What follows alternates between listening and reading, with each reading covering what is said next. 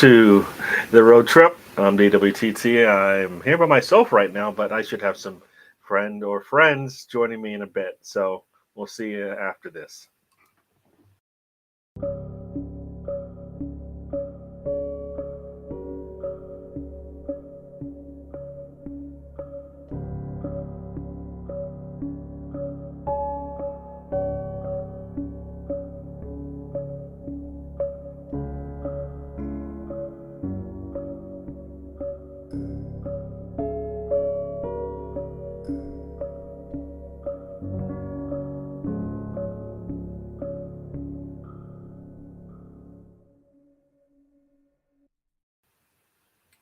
Hello, everyone. Welcome to the road trip. I am DWTT, as I said, and it's still just me right now, but I should have at least Sam will be joining me.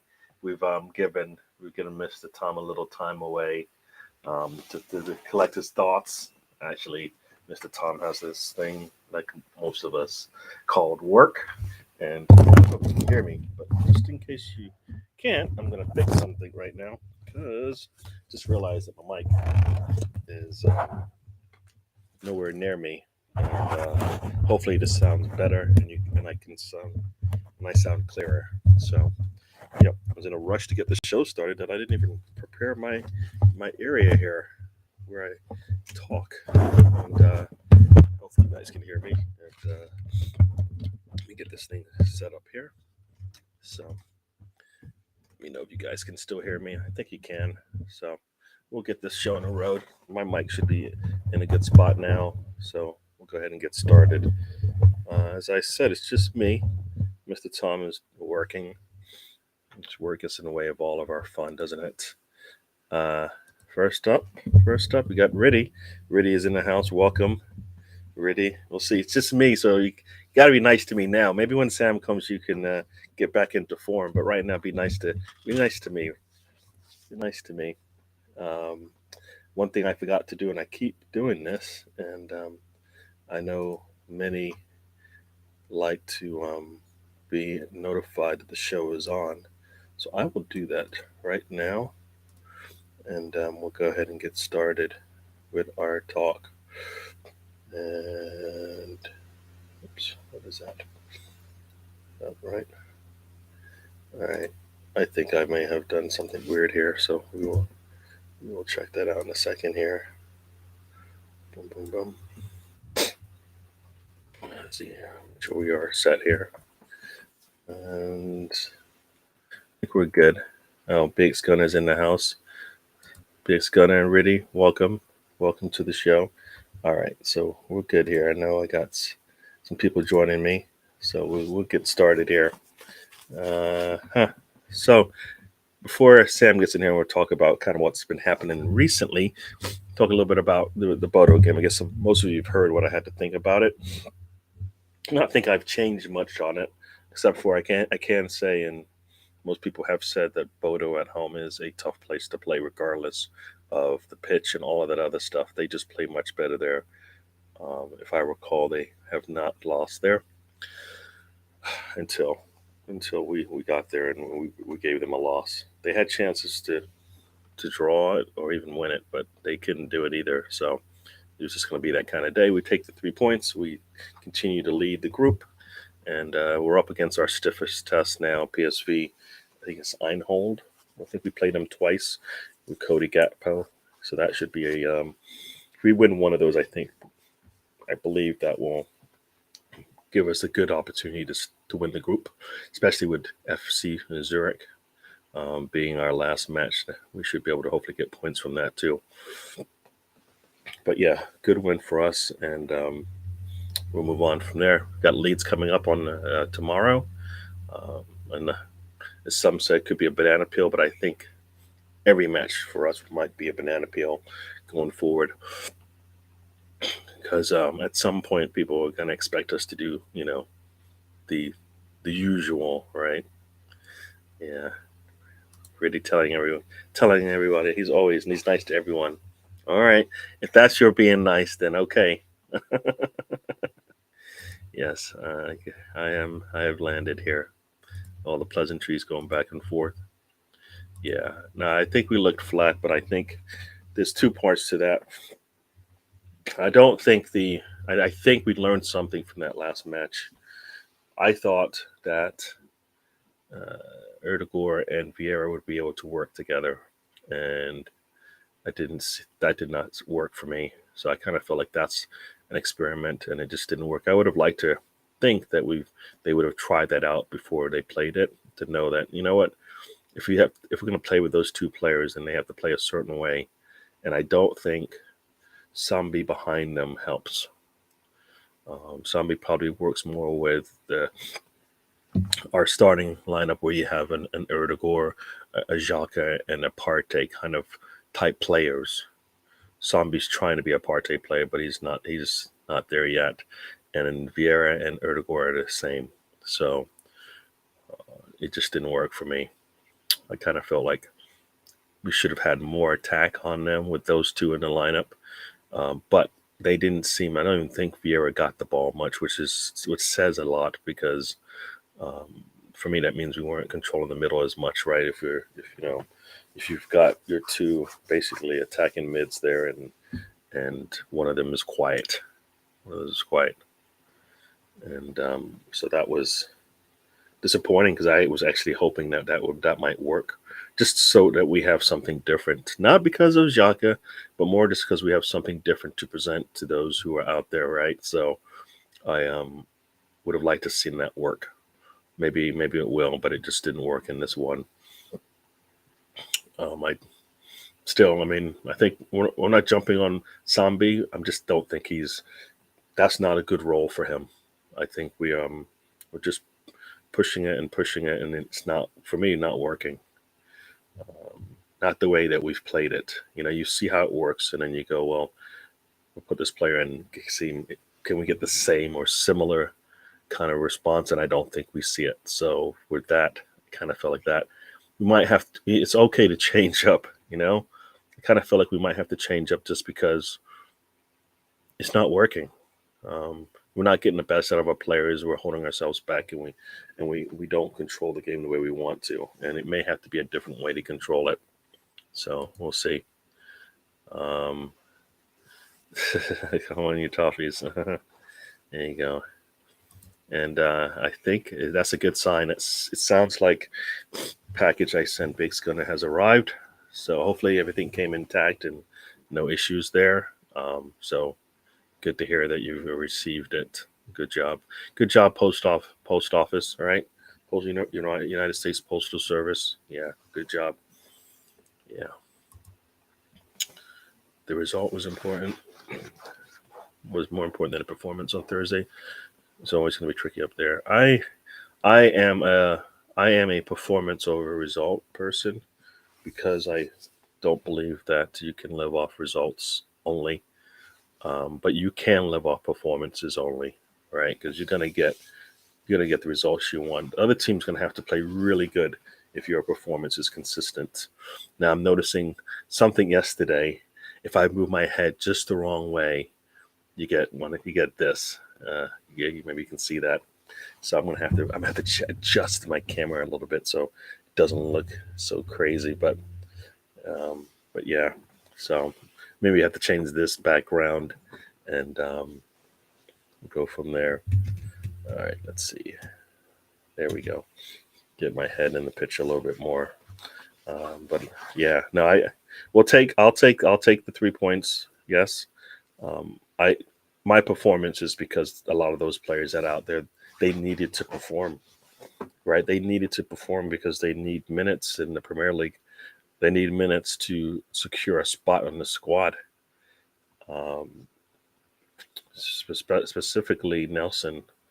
I think Fabio Vieira has shown that he can do a job. I just don't think being next to Erdegaard is a good position for him. Erdegaard also didn't look good in the game either. He looked like he was trying to do too much, and I think that's the issue when you have players with the same skills in there. They sometimes don't show up, or they try to do too much. And in either case, they don't look right. They look uncomfortable, and that's what it kind of looked like to me. It just wasn't working.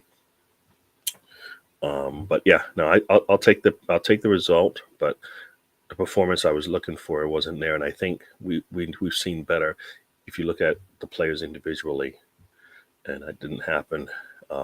It comes together as a group, but it shows up individually when you see what we saw on the weekend. And I don't. I know the pitch is concrete and all this stuff, but nah, it's not an excuse. I don't think. I think you have to overcome the little things that happen, because if it's raining, if it's snowing, if it's hot, you have to deal with all that kind of stuff, and you can't really complain. That's just part of the job. So yeah.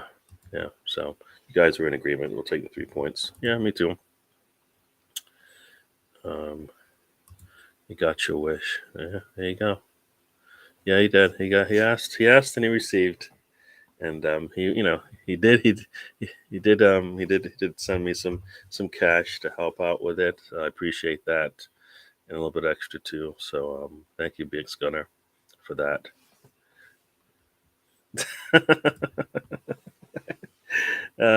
So, yeah. Yeah, it's funny. I like the scarf, but I can't tell you. I can't recall what the other side of it looks like, because I'll never look at that. If I do put it up, you're only going to see the red side anyways. But it was the fact that is the day when I went, so I'm going to keep it for that reason. But in reality, I don't really want to look at the other side. I get that's kind of silly. Why buy it then? But because it's the one thing that has the date on it outside of the program. So there you go. I will take that. But you're welcome. You're welcome, and it was nothing really. I just had to be sober enough to make the purchase, and I was, but I probably would have done it anyway, so no problem. Hello, Mr. Sam. Welcome to the show. Hello. How are you doing? I'm doing good. Just as you joined, this was the comment that just came in. Oh, the voice of the Arctic Circle. Well, here I am, Rudy. What would you like to know from the Arctic Circle? There you go, Rudy, the man with the answers of the Arctic Circle. All right. Have you been to BODO, that area? Like, have you I ever like? have actually. I have, yeah. It's apparently it's a lot better than it was when I was there. I was there for a trip back in the early 2000s, and back then it was a pretty shitty little place. But apparently they've built out a lot now. It's like a lot more modernized, so I think it's a lot better up there now. But yeah, it's way up north. It's cold, and yeah, it's a bit of a different culture up there, than it is elsewhere in Norway. Yeah, But yeah, the apartment building was built almost onto the field. That yeah, oh yeah, that's a thing in Norway. They build on some of the modern stadiums. They build like apartment blocks on the stadium, so that if you're one of the lucky people, you actually have a balcony overlooking the ground. nice, very nice. Yeah, Yeah, no, it's a very Norwegian thing that is for modern grounds. But yeah, no, Border's actually quite a nice city now. I've heard, but when I was there back in the early 2000s, it was very grey and old buildings. I mean, not old in like nice old buildings. I'm talking like Soviet style, cement blocks basically. But they've modernized it a lot since I've been there, so that's good. cool. Yeah, Beetlejuice. Here I am. Oh man, yeah. Now we were just talking about the BODO game before we get into the recent games, but like I said, shit. He looked bad. Yeah. I wanted Nelson to show us why. Right? Why should we keep him? Why should he stay? And why? Yeah. What can he do for us? And he didn't show anything. No, he just no. I think he once again has shown why he's not been playing. He's just not up to the level, and we just need to get rid of the guy. We can't keep him around. He's not good enough. He's not even.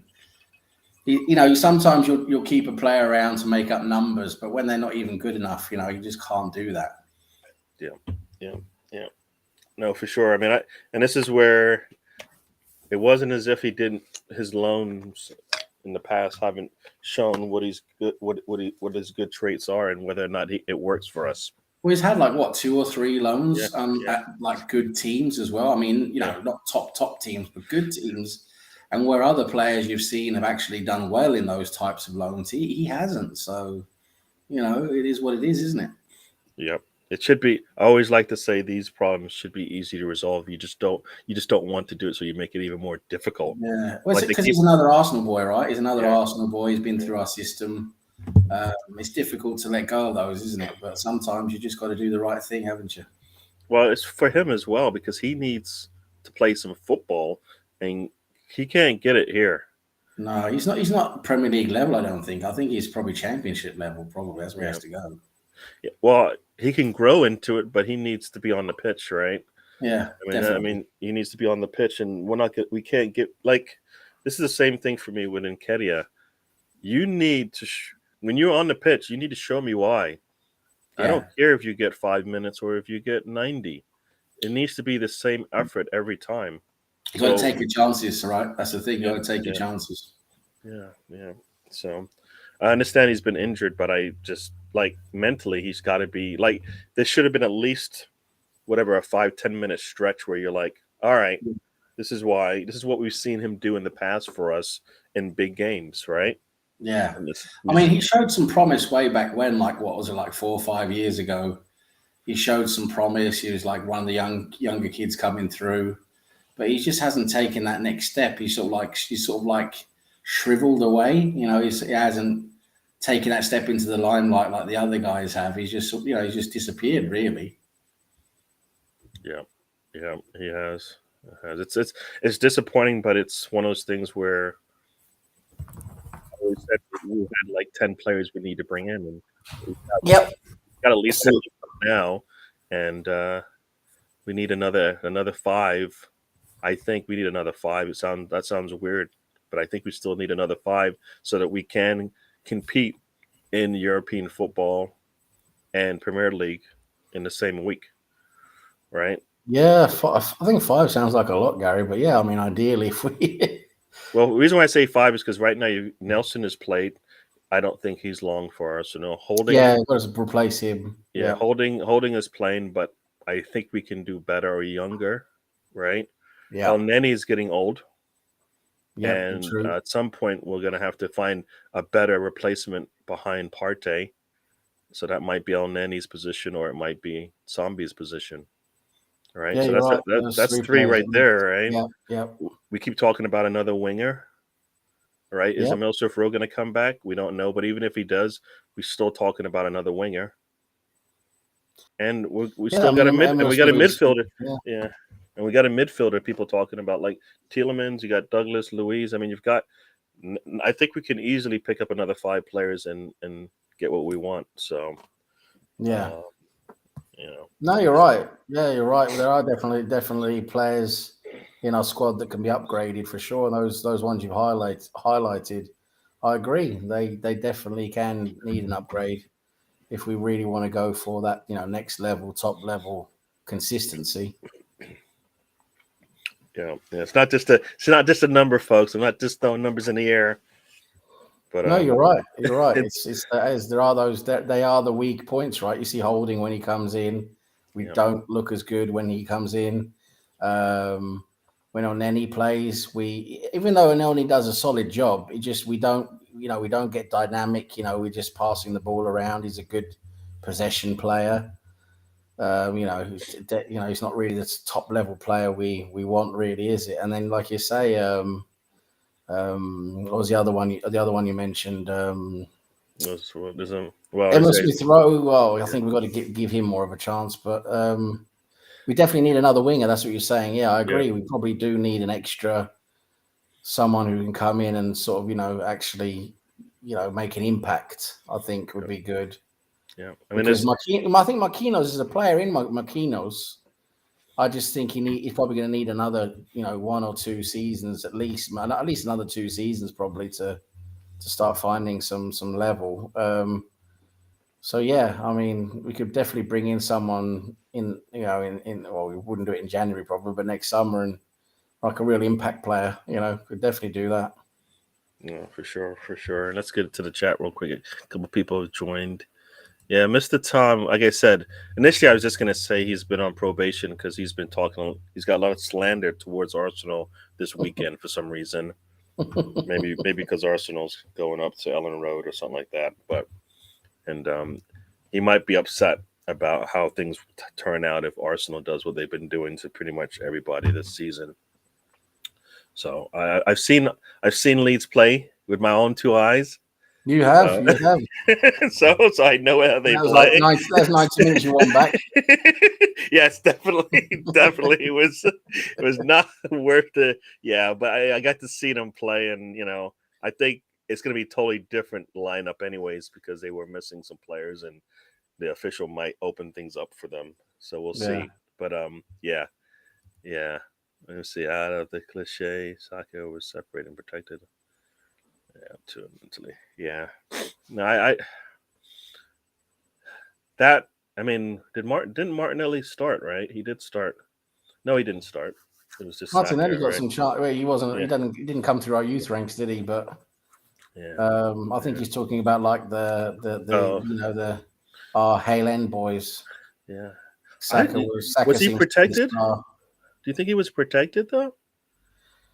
I don't know if he was protected. I'm not quite sure about that, but he's definitely the one who's come out of it the best, isn't he? Definitely. Yeah. And and a Saka level player, at least for Arsenal right now, is they don't come around that often, and they don't usually stay. Sometimes they're gone by the time you realize they are that quality. So it's hard to say, we're going to get another academy player at that level. And when you got one, you realize what the gap is between a Saka and pretty much everybody else. I mean, look at all the academy players. Which ones are close to a Saka? Well, you got Patino. Yeah. He's doing very well at Blackpool. I mean, they put him on loan, which is like they put him on loan as soon as they could. Yeah. Right. And he's doing really well at Blackpool. Yeah. You see the Blackpool fans are just saying he's a level above. He's just a completely different level than the rest of their team. And to go in there at 18 years old, and do that is pretty special in the Championship. So, I think I hold a high regard for him, as do many other people in Arsenal, for Patino. I hope he joins our first team squad, full time next season. I'd love to see him next season given some minutes and come and go into the team and play, because he really can fill that midfield role, that Xhaka type role, that Xhaka's playing at the moment. Yeah. And and like you said, coming from the Championship would be he would have the how you say it, the wear and tear to complete a Premier League season if he has to play some or more minutes. Yeah, that's a Championship. It teaches them the wear, like you say, the wear and tear, the day in, day out. They play 2 games a week. It's tough conditions, tough grounds. They're getting screamed at, they're getting tackled hard. It's a good way of learning how to play football in those tough, conditions, demanding conditions. Patino's had a couple of knocks lately, as Riddy's pointed out. Hopefully this last one isn't a bad one. I think it's just a knock, but I mean, but when he's played, he's just looked a complete level above everyone else. I mean, he's just controlling that team completely from midfield. And I'd love to see him again. He's a Hale End boy. He's been at the club since he was a little kid. I'd love to see him come into the first team next season and be given a chance, maybe alternate a bit with Xhaka or something like that. True. We'll get to this one, but I will talk about Eddie in a little bit, but I know there's other the Assembled. Welcome to the show. Hi, Assembled. Welcome. Yes. See Ray's here. Big up Ray. Ray, yeah. Let's see. I guess you and Riddy have something in common. Yeah, it's just nice to lay back in the chair, instead of sitting up and stretching your back. It's just nice to just sit back and relax. Yeah. You just signed a new deal, huh? Okay. Well then, Douglas Luiz, we can do better. We can do better, but we need something that we know what the level is now. So if you're not going to do better than the Douglas Luiz, then I think I would love us to. This is just pipe dreams right now. Just every now and again, I like a little pipe dream. It just keeps you going, right? And that is, if we have a really good season this season, fingers crossed, everything crossed that can be crossed. If we have a really good season this season, we're challenging for the title, and we're in the Champions League next year. You know, we're in that. Maybe we win the Europa League. You know, we have a really good season this season. We know the money's there. It's coming. We're getting more money coming in.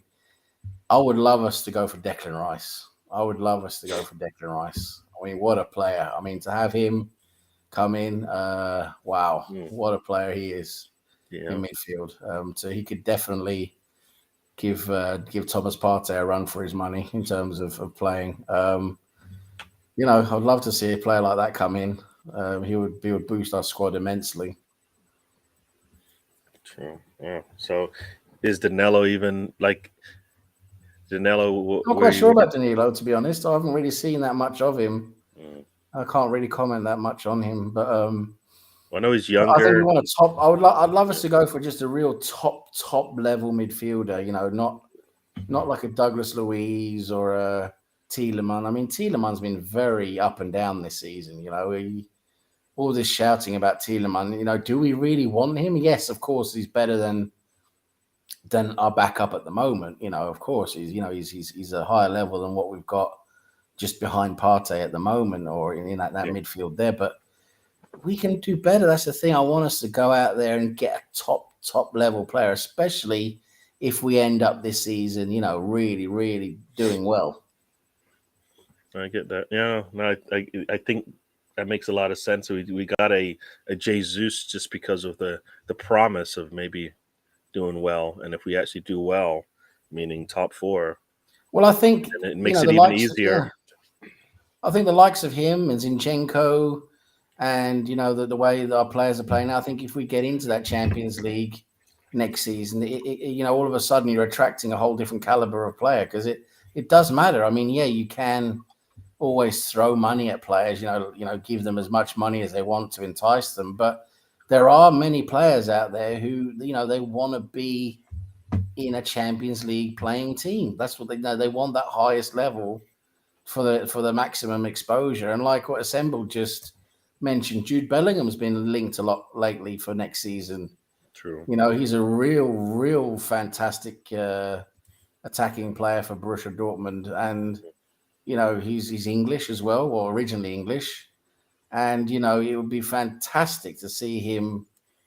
You know, if he came to Arsenal, young attacking player, he would fit our profile very well, I think. You know, of course, all the top clubs are going to want him. United, Chelsea, City are probably going to want him. But you know, Arsenal now, we could be competing for these players now, because hopefully we'll have Champions League football. Maybe we've hopefully challenged City for the title. Maybe I'm hoping we do that this season.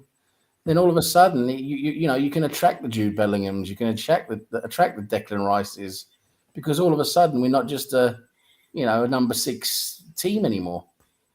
No, for sure. Let me just say hello to some people that just joined us. I believe Richard, this is hello, welcome to the show. Let's see, what is this?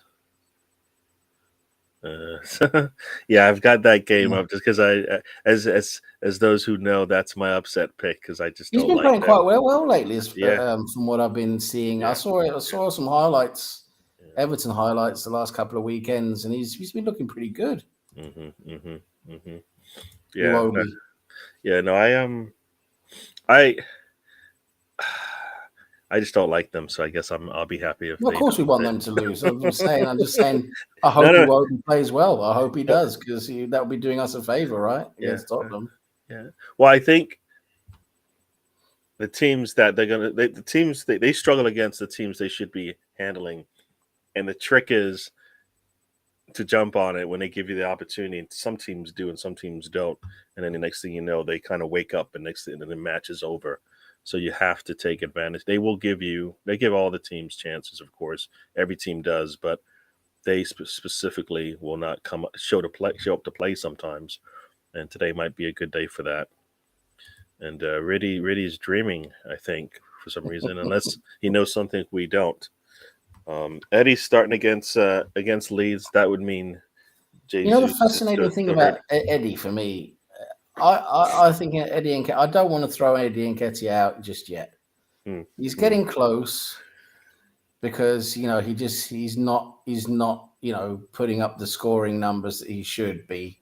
Mm. But for me, he's getting in all the right positions. His movement is great. He gets into those holes, into the pockets, and he's got a real good eye for the goal without scoring the goals. That's the problem. So I'm just hoping that maybe he can just get into that next level where he starts scoring goals.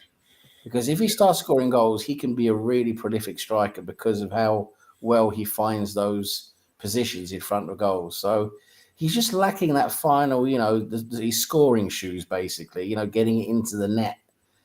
He does everything else so well. He presses high, amazing work rate, works really well defensively. And then he gets into positions. He's right there where he should be. He's got some space, and then he misses a lot of the time. Unfortunately, he misses.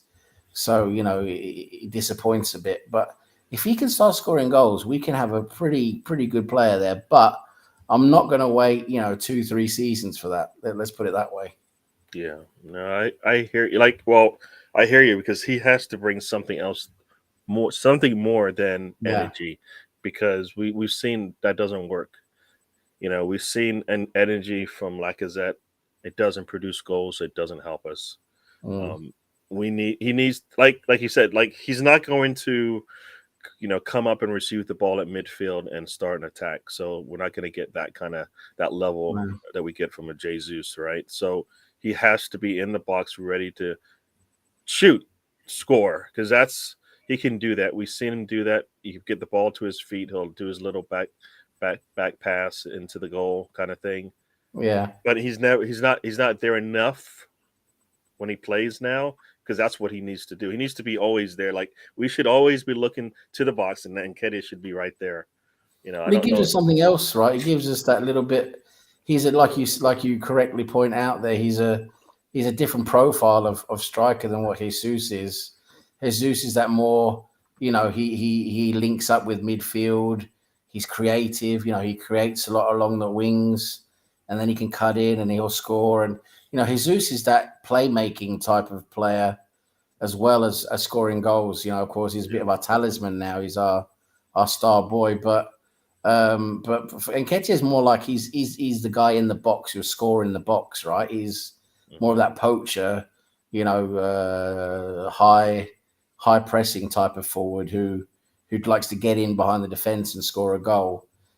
So we need that. We do need that different profile to switch it up a bit. But as we've said, he misses too much, doesn't he? That's the problem. He misses too often when he gets those chances, which is a bit strange because at under 23 level, he was playing for our so-called, reserve team, the under 23s.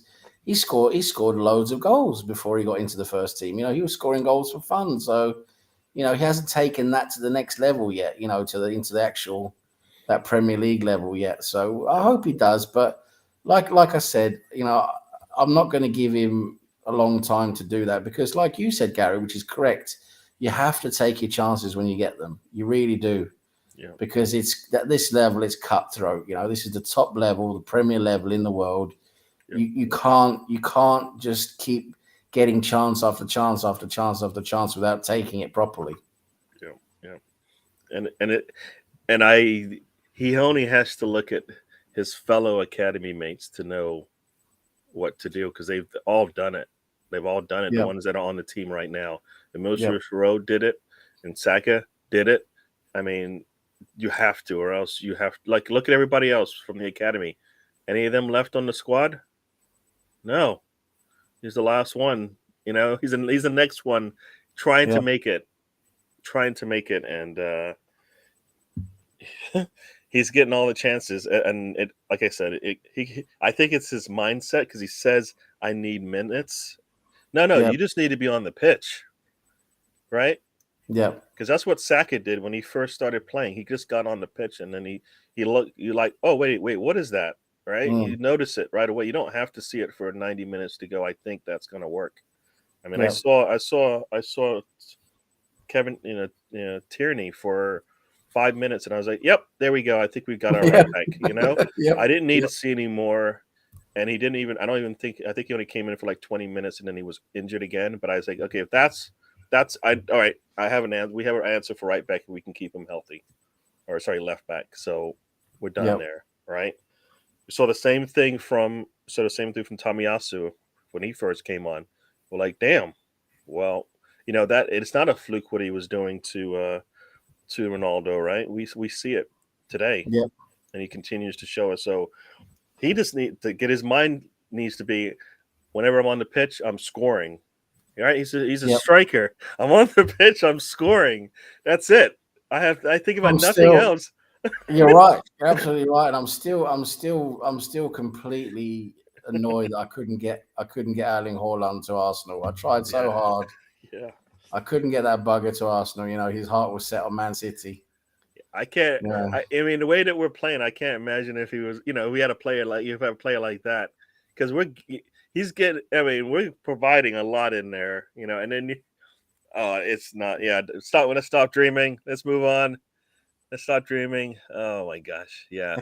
Yeah. Those pipe dreams. Yes. We've got to have Yeah. them, right? It's what Yeah. keeps you going sometimes, That isn't is it? true. Those dreams. That is true. I mean, we've got what 3 or 4 players with 3 or 4 goals at this point, right? And they've got one with what 15, right? Yeah. So I think it Yep. evens out a little bit. It does even out a little bit. He's doing it for the now. We're still a ways from that level. So, yeah, if Jesus is out, which If he's out, that's going to be a test, isn't it? yeah, yeah, Like Ray says, it's going to be a test for us tomorrow without Jesus. I still think we'll do a good job because our attacking line is still good without Jesus. Good enough to beat Leeds anyway. yeah. And you know what? Maybe that's why we saw Erdegaard and Fabio playing together Yeah. on Thursday, because I think they would provide more creativity than Xhaka. Xhaka probably is a little bit more of a glue, but Yeah. if you're talking about creativity and also I think Fabio is a better shot than Xhaka, Yeah. then it would work. But it didn't work. I don't think it's going to work. But um, it's maybe there is some method to the madness. We'll find out. I think there was a comment here that I skipped over because I guess we did talk about Nketiah, so that's there.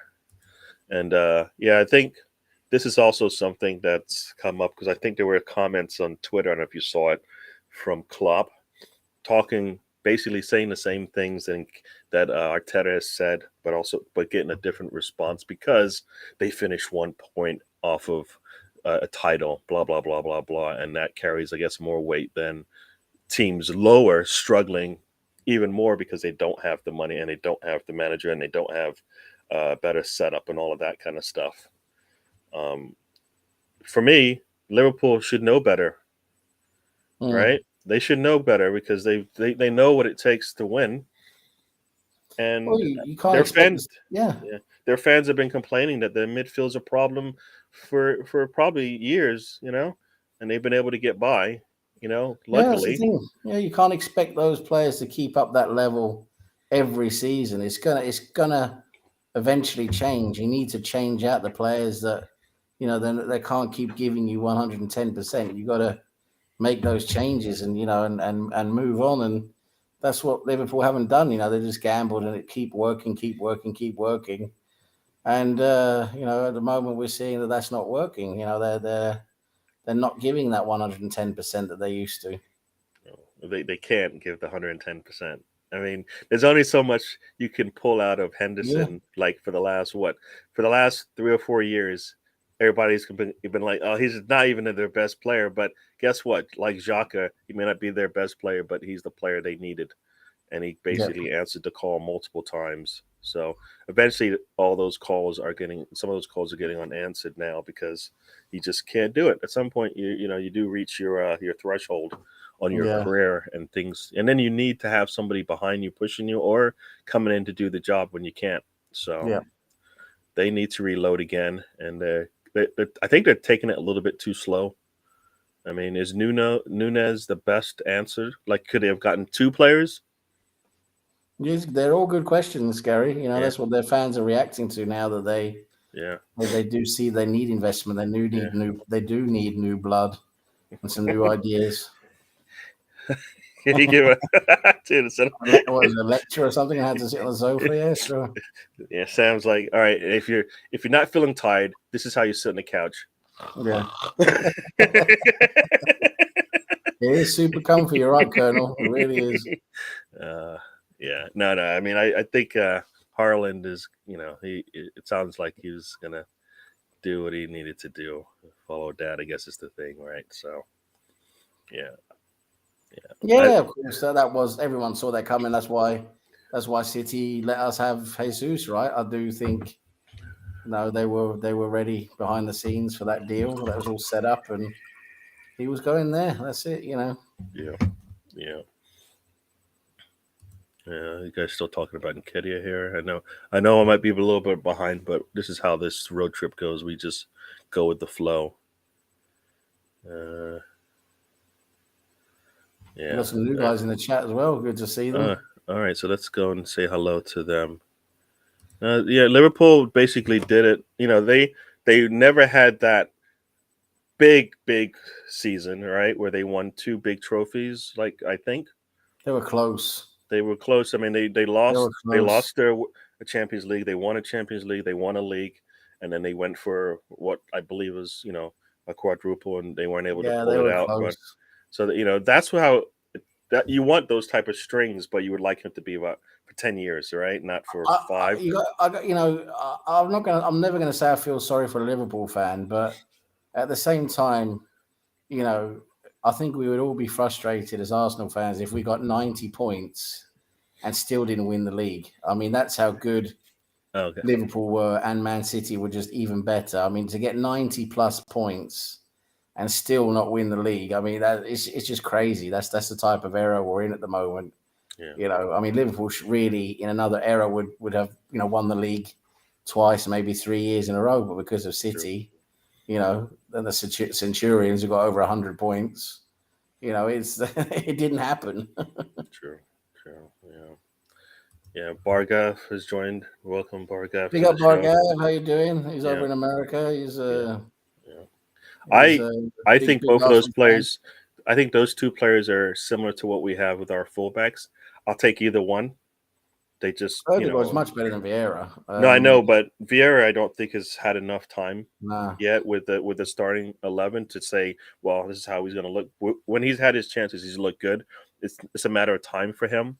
But if we have to drop off to Vieira, it's not like dropping off to, I believe, like Emil Smith-Rowe. I don't think is that much of an attacking mid. Like he's not replacing Erdegaard, right? I mean, many have said that, but I think Vieira could. So it's a good position for Vieira to be in. He's got somebody to fight for, to take a position from, and Erdegaard gets pushed. So that's what we wanted, and we got it. So so there you go. I'd love to see them to continue to play at the same time. There's just so much attacking ability there in those 2 players. Like I said, I would have hoped to have seen that on Thursday. Chris has joined us. I forget his handle. Chris, Liverpool fan. Yes. Yeah. No. Yeah. Yeah, he was also not too happy with the red card, as I recall. No, he's been very salty after the Arsenal beating Liverpool. But like you said, like you said, that season they got 97 points. Yeah, they lost 1 game and they came second. True. I mean, that's just it's crazy. That's just crazy. That just shows you how crazy the league has been. Yeah, Sam could have his own channel. He's had his own channel. I had my own channel for a little while, way back when. In the days of the pandemic. No, it's just not my thing. I just too much time and effort goes into organizing these things. Yeah. There's a little bit of prep where I try to minimize the prep work now because like you said, I really don't. I know people spend like hours doing things. I don't want to do that. No. I have I have other things I want to do. Stuff I have to do, like I have to work, So that little thing. So sometimes I don't feel like I can spend too much. So once I find a little thing I can do in like 5 minutes, I can create a thumbnail. That's it. It won't be as elaborate as everybody else's, but for me, it's all about what we say anyways, and not what we look like on a screen. What else we got here? Yep. Yeah. Big up, Bargav. Nice to see you, my friend. It's been a while since you've been around, but it's always good to have you. Yeah. But you He's guys been talking he's about? been around. He's been around for a long while. Yes, sir. Yeah, 90 points just doesn't do it anymore, right? Exactly, it's crazy. It's Yeah, crazy. Though I mean, like yeah, I said, in a different era, Liverpool would have probably had three titles in a row, and it's just just shows you how incredible Man City are to even even better than that. yeah, yeah. And Arsenal fan circles on Sundays and Thursdays. So Yeah, Sundays Ray at said 2 shows a week takes time. He yeah, says, and it's right. Ray puts a lot of effort into his preparation. yeah, He really goes through what he wants to talk about and analyzes games very closely. Go through the games very meticulously, which is very good. I think there's a lot more people should watch the fan channel to learn a lot more what's going on in the game itself. it's true. But Ray he does a lot of time preparing stuff, and that's why there's only 2 shows a week, and it's not for everyone, the preparation and stuff. I couldn't really stand the preparation. I like to get on camera and just talk to people and have a good time. Yeah, All the preparation stuff, of course.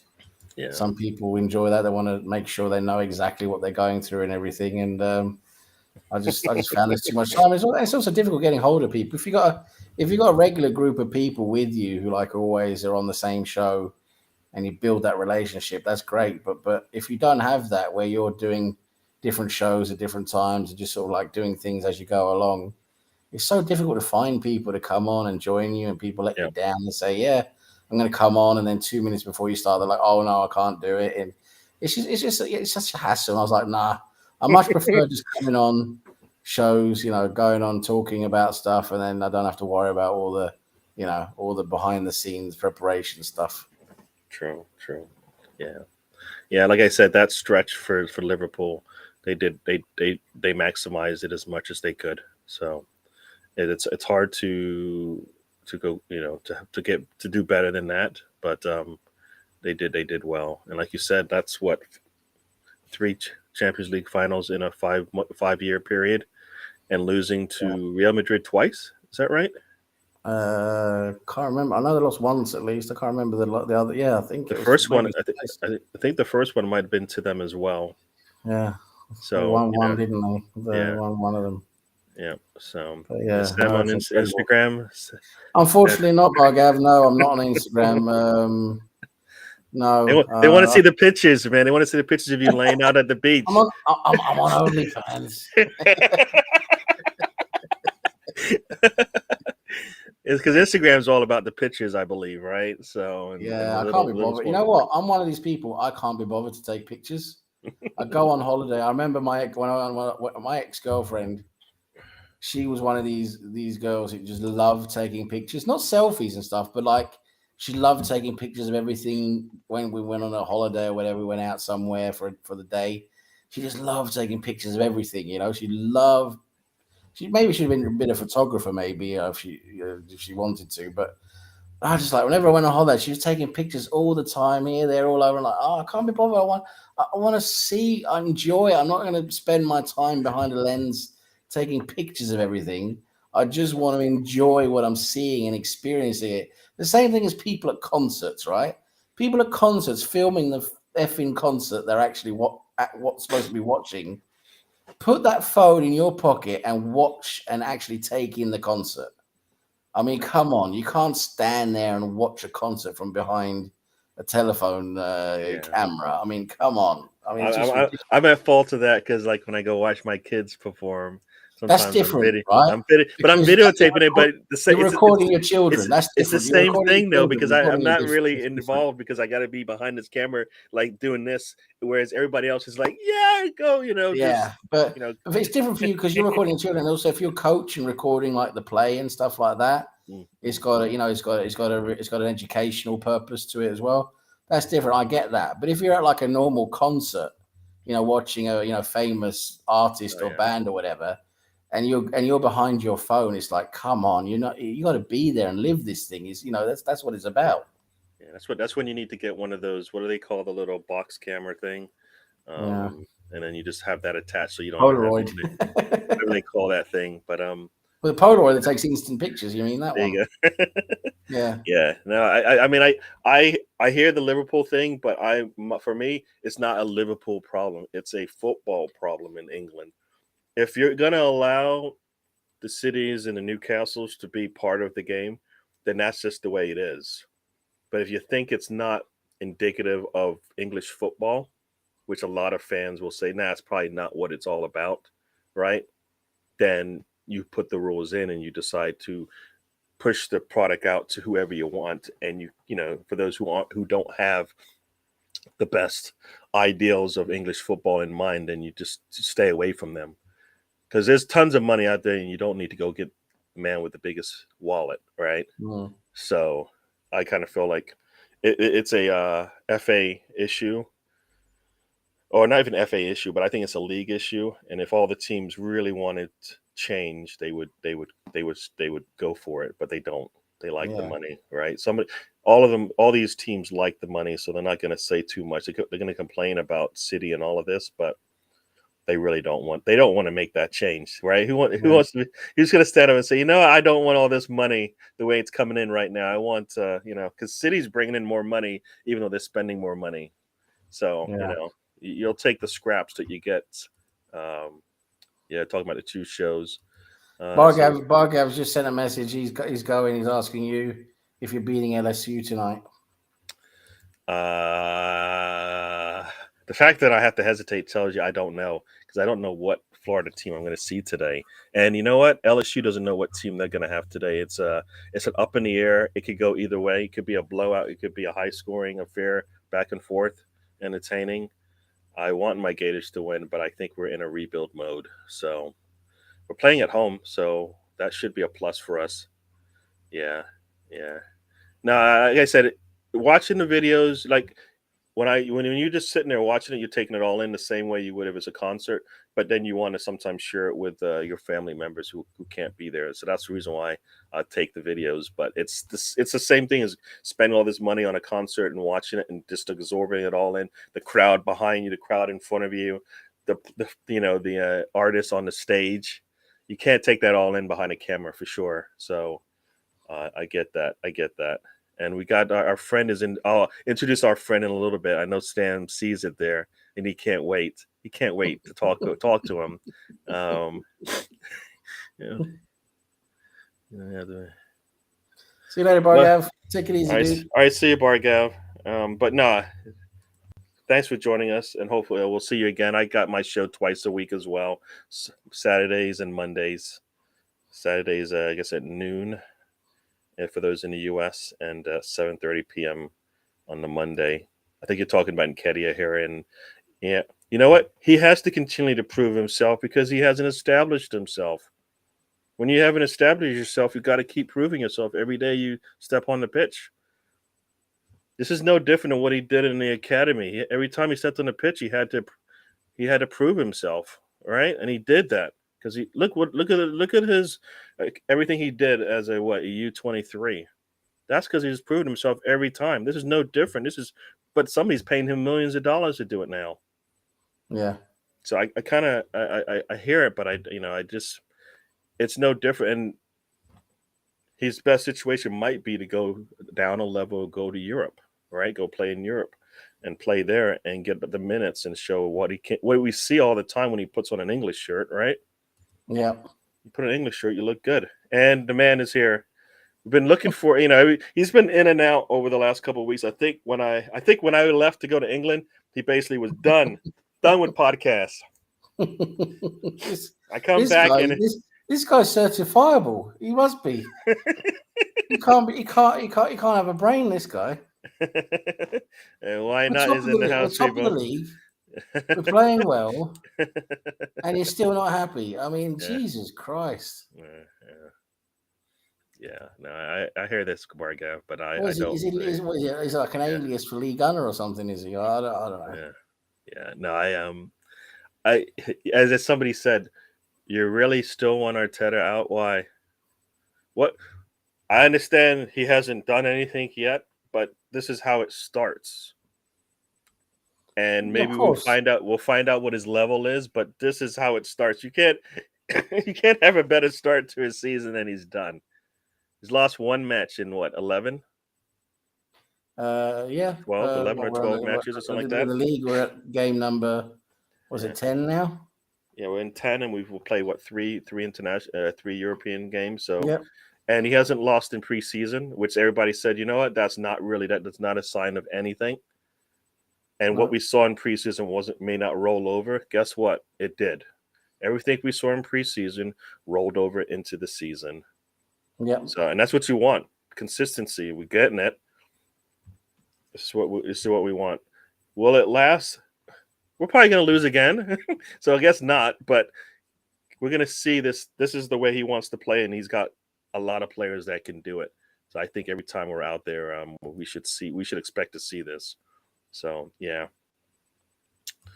Is Mr. Tommy? Everybody's asking for Mr. Tommy. I've put him on probation. Man's been talking slander about Arsenal, talking about, he's going to beat us down and all this kind of stuff. We won't have it here. Not here. And no. He's working. He's working. So we might be able to. The man. Yeah, you might be able to catch him at the end of his day if he's got time. He's joined us on his way home before, so maybe that will happen. That'd be nice. Yeah. But we get into the Leeds match, and I just give you kind of a heads up of where we are on this match going on right now. We're in the 26th minute here, and still 0-0. And this is what I mean. Like, that team should be much better than this, right? They're talking about, well, they're only what 4 points behind us, but they have the better manager. They have world-class players. They got a full squad. Well, now they're playing at home. It's only a matter of time before they start clicking. All right. When are we going to see that? Yeah. When are we going to see it? When are we going to see that? They've been lucky that? so far this season. They've been lucky. They've had a few poor performances where they've still won the game. They've been lucky this season. We beat them. We showed them. We put them back in their box. Yeah. But yeah, they've been lucky, haven't they? I'm just gonna get a hold of my drink. No problem. Yeah. No, high maintenance. High maintenance. I don't know about that. I don't know if that's the right phrase. But you can't. I don't think you can say Arsenal does whatever you want them to do at the end of the season, turn around and say, I always talk about enjoy the ride. This is the ride. This ride started in preseason. This ride started in the beginning of the season. This ride is right now. And you can't enjoy your football if you're looking to some future that you don't know will come. And if it doesn't come, then you get proved right. And so you didn't enjoy anything for a whole year. You got to enjoy this run. This is what you expect us to win these types of games. You expect us to come out and play good in the big games. Certifiable. Come on, this guy should be a paid sell somewhere. But let's just entertain him for a couple of minutes. So I don't know what your name is. Why not Spurs? Mikel Arteta, whatever. You keep coming in here every week. Nothing's ever good enough. It's always crap. Blah blah blah blah blah blah blah. Like a broken record. But we're top of the league. We're playing well. You can't deny that we're playing well. In football, nothing's ever going to be perfect, right? You've got two teams trying hard to win the game. Mistakes will be made because we're human beings. Things will happen. And yeah, we are going to concede goals because it's football. And we're going to score goals. And so far, we've done very well. If you compare what we're doing this season compared to last season and the season before, it's completely different. If you're going to keep talking about last season and 2 seasons ago, you're never, ever going to be happy, are you? Because you're living in the past. You're dwelling on the past. Look at where we are now, right? Where we are now is important and how much further along we've come. Now, so if you're not happy with Arteta, who would you rather have? And do you think changing Arteta now and bringing in this other manager would do good for us? When the players, obviously, we have at the moment are shaped to Arteta's system, playing well, winning games, beating Liverpool, beating Tottenham. Don't you think that something's working well there with that system, and that changing managers, how is that going to help at the moment? Because these players are Mikel Arteta players. They're playing for him. They want to win something with him. How is changing the manager going to help that now? Right now, it's just not going to help at all. It's going to be the opposite. It's going to be the opposite, because a new manager is going to have to bring in different players or try and do something with these players who are probably not going to have the same level of of motivation to play with the new manager. It's just balmy, completely balmy. You're in the past. You're back in the Invincibles era. I think everything's 2003 again. It's not. We've moved on. Football's moved on. Football is very different from 2003, 2004. Just look at it all over Europe. Completely different. So let's just wake up, smell the coffee, get ourselves back into reality, and just enjoy what we're seeing now. It's not perfect. Nothing is ever going to be perfect. Life is not perfect. Nothing is perfect. So let's just enjoy what we've got right now. True. I'm with you. I hear that. And just to make sure everybody remembers that that team still looks like crap. And, Yeah. They're struggling a lot more than what we are. Let's put it that way. Yeah. And to hear that, you know what, they're not running on all cylinders. They're not there yet. But Arsenal is pretty much near where we want to be, which I that is not true. If that was true, then we would be considered easily title challengers this year, right? Yeah. If Arsenal was playing near perfect football, then City would be a little bit concerned about where we sit right now, and I don't think they are. And I think a lot of even Arsenal fans are like, well, it's only a matter of time because they are a juggernaut right now, and they've just been steamrolling teams when they see fit. So yeah, I don't think Arsenal has not. If Arsenal was near perfect, we've been scoring 3 goals in the first half in multiple games. I think we've scored more than 3 once this season, and I know we've got more than that in us. We can't expect perfection. Yes, we can expect a certain level of performance. We can expect certain things to happen and to be at a certain level, but we can't expect perfection. We're not going to win every game, like Gary said. We're not going to win every game 6-0, 8-0, 9-0. It's not a manipulated video game we're playing here. We're not cheating on an old Sega, Mega Drive, old Sega Genesis. Yeah. No, the assembly. Now we're talking about Nketiah here and the difference. My thing is, it's a natural progression, right? You see the players playing in the U23s, and they look out of place because the skill set around them is just too low, so they look really good out there. And then you expect them to take that to the next level. Now, the next level isn't necessarily Premier League, right? It may not be. It could be Championship. It could be maybe a totally different country altogether. So that's where Nketiah is. He has to find his place, and Arteta wants it to be here, but I think as I believe, they might have wasted that 5-year contract. So we'll see. We shall see. I don't know what I can see different from him. I don't see the potential, I guess, is what I don't see. Like I know what he needs to do, but I don't know. Like, do I see that in him, and we're just not seeing it today, or because we haven't seen it in like the last 4 or 5 years? I think the progression is not quite there, right? That's what I agree. We're seeing some good things, like I said. He does some good things, but he's not scoring the goals that he should be. So the progression is not there. I think we all expected him to be at this at this time now after playing for Arsenal. He's had quite a few chances really the last 2 seasons, to play, get minutes and everything. So I think we ideally wanted to see more by now. We want to see him scoring more goals than he's doing. Yep. And if we hit 80 points this season, that'd be really good, and that will definitely get us hopefully in the top 4. So Yeah. yeah. So that's that's continuing what we're doing right now. So that's no big blips. So no big injuries, no big suspensions, all that kind of stuff. Yeah. And the also we're not necessarily dependent on one player, right? Jesus hasn't scored in like the last couple of matches. It hasn't mattered. No. Sacker hasn't started out well. Guess what? It hasn't mattered. Martinelli has always been Martinelli, but sometimes he doesn't score. It hasn't mattered.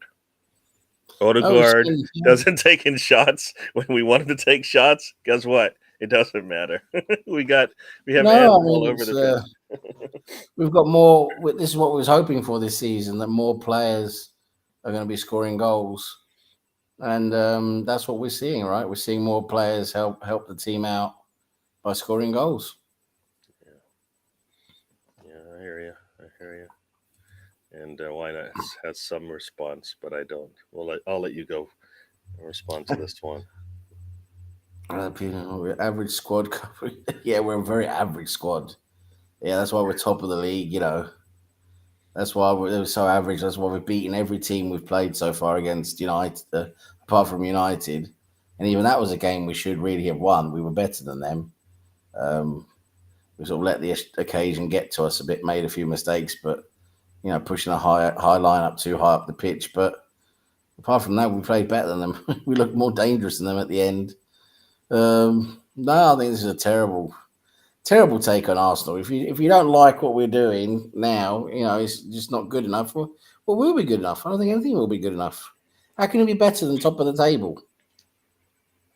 How can you beat? How can you beat? How can you beat being in first place? No, it's bit of a shocker, really. But anyway, it's his opinion. He's entitled to that. Yeah. I don't think we're an average squad. Average. No, I mean, that means mid-table. I don't think we're mid-table. Our depth might push us there, but not our players the way we're playing. So, and everybody's going to have to deal with depth issues because I don't think anybody has even City.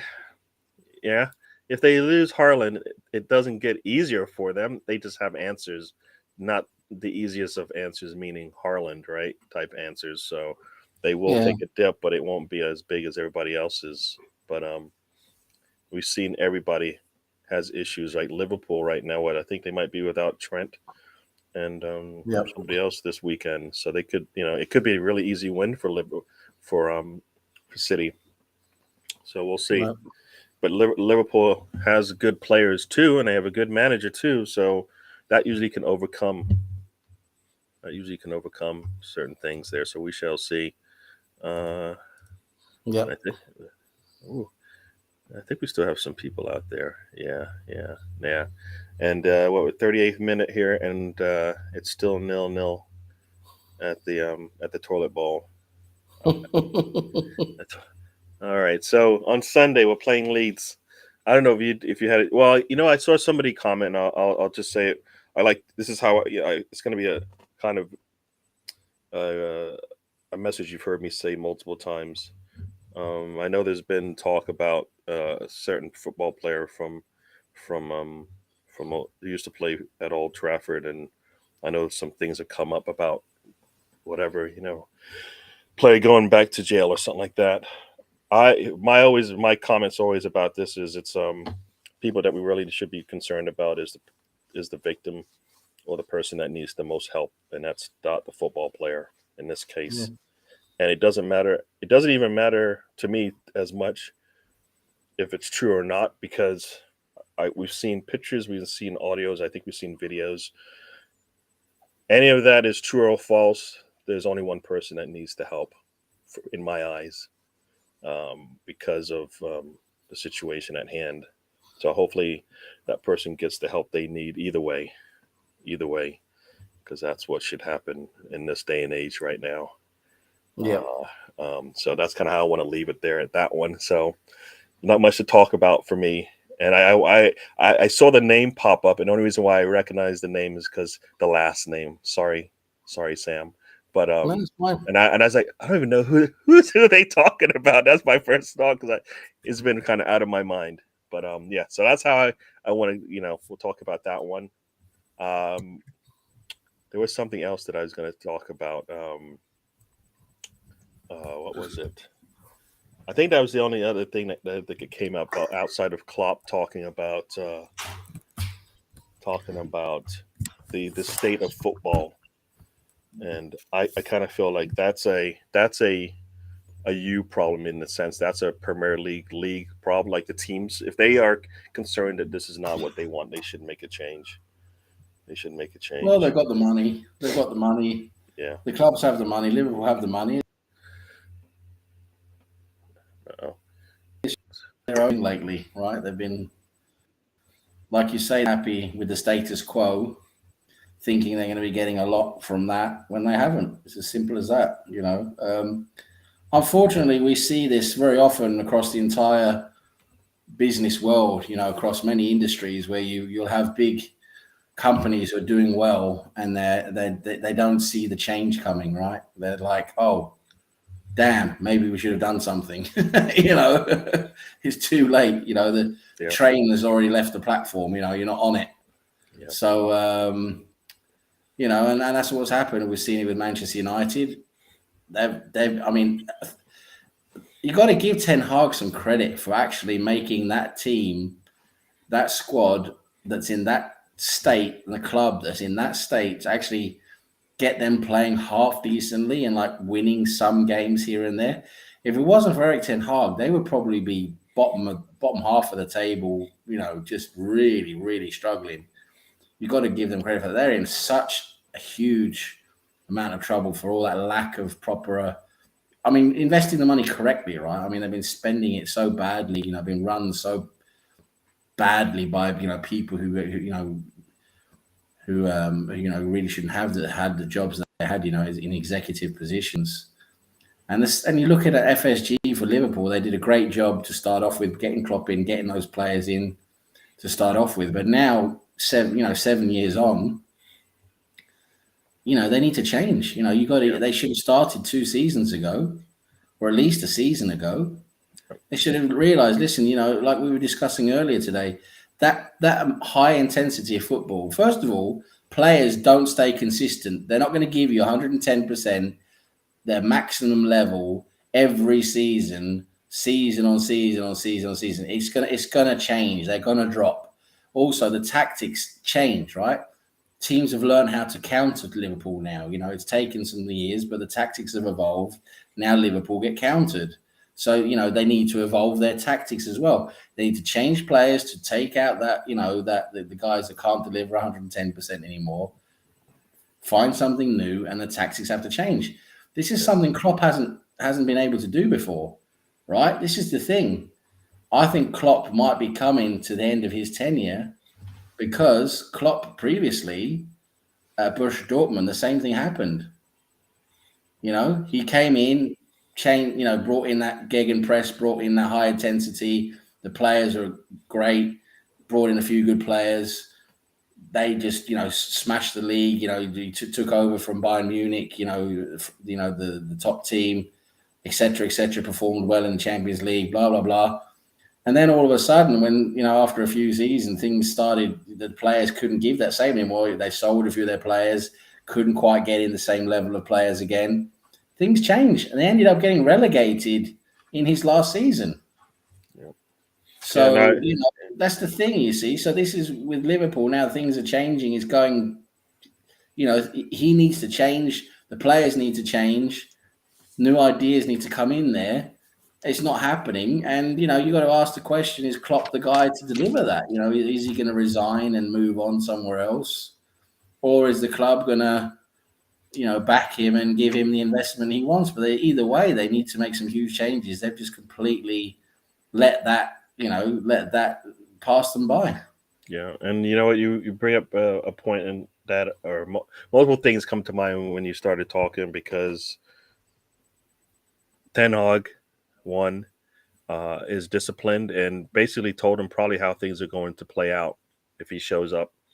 And a lot of things we're seeing now, they didn't do that in the past. They probably were happy to. They probably would have just like got startled and wanted to change things quickly, and they let the man manage the squad. Right? They let him do what he needed to do, and this is why I always say. At some point, I always thought Arsenal would just go out and get the best manager available. It doesn't matter how you're structured around him. Just go out and get the best one and let him do his job. Right? That's why Arteta's learning on the job. But if you went out there and you got a Ten Hag, brought him into Arsenal, and said, what do we need? Did everything the same, he would still get better out of the squad that he has. Arsenal's doing better, not only on the pitch, but also in the back office with the recruiting and all of that right now, better than they have in the past. But you bring in a top manager, you're going to get something good no matter how poorly run it is around. And eventually you probably start listening to him, right? I think they are listening to him, and they're just going to take their foot off the gas and let him steer this ship, and that's what he's been doing. I think Klopp, as you said, that this is where I don't know if you heard on the Football Terrace, Terry always talks about having a club set up so that if you do lose a manager, nothing changes. You just bring in another good manager, and you continue as like Borussia Dortmund probably doesn't care what they can go out and get a certain type of manager and fit the needs that they have for the way they want to run their club. No big deal, right? Klopp probably, as you said, hit his level or his level of satisfaction coaching them and had to move on. But they're still the same kind of juggernaut. They still have good quality players coming in, and you see it on the pitch day in, day out. So, and that's what you need. At some point, it can't be I need to change the entire system to make this thing work. I can plug and play, right? I'll take a player out, I'll put him in, I'll take a manager out, I'll put another one in. But everything has to work. It's got to be disciplined at all levels. And the good clubs can do that, right? The clubs that are always here do that, right? Real Madrid is doing that. A manager leaves, another one comes in, and the system continues to go, right? It continues to go. And if they see a drop off, meaning guess what? You're not challenging for Champions League, then things need to move. PSG has all the resources in the world to be right there. I don't think they found the right manager yet. Still, maybe they have one now, but you can't tell me Mbappe, Neymar, Messi can't get you to where you feel like, you know what, you have a chance to win the Champions League this year. And you don't have to depend on Messi like that. You can give him rest. And, but you got Mbappe, who's supposedly, one of the best players in the world. And Neymar, considered one of the best players in the world. At some point, you got to see it, then put a trophy up above their shoulders, right? A big one. So that's it. When you got that caliber of player, the only thing that matters is trophies. That's it, because they're all experienced. They've all got multiple trophies already. So the only thing that matters for them is trophies. And if they don't win trophies, you're not producing, right? It's as simple as that. Especially PSG, you would expect them to win the league with the arm, basically with both legs tied behind their back. Basically, they would win the French league, but for them, it's only the Champions League that counts, right? So they've got to do it this year in the Champions League, or else they're failures. It's as simple as that. Oh, definitely, yeah. And I saw this because I saw this comment and I looked over because I have the game going and I saw the chance. Ball gets slipped through the middle. Striker has the ball, has enough time to put a decent shot on and doesn't even hit the target. So. Who they got up front today, Everton? I haven't seen the lineup. It's a really tall, I want to say tall African striker. It was the one who got the ball passed to. I'm not sure his name. Let's see if it tells me here. I don't know Everton. So let's see who's playing up front for them. No, it wasn't Damari Gray. Who was it? Onana, maybe? I think it was Onana that got through the middle.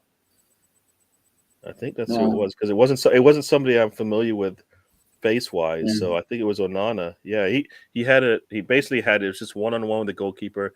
He took a step to the outside a little bit to get a better angle, and booted the thing right over the goal. It wasn't even close. God.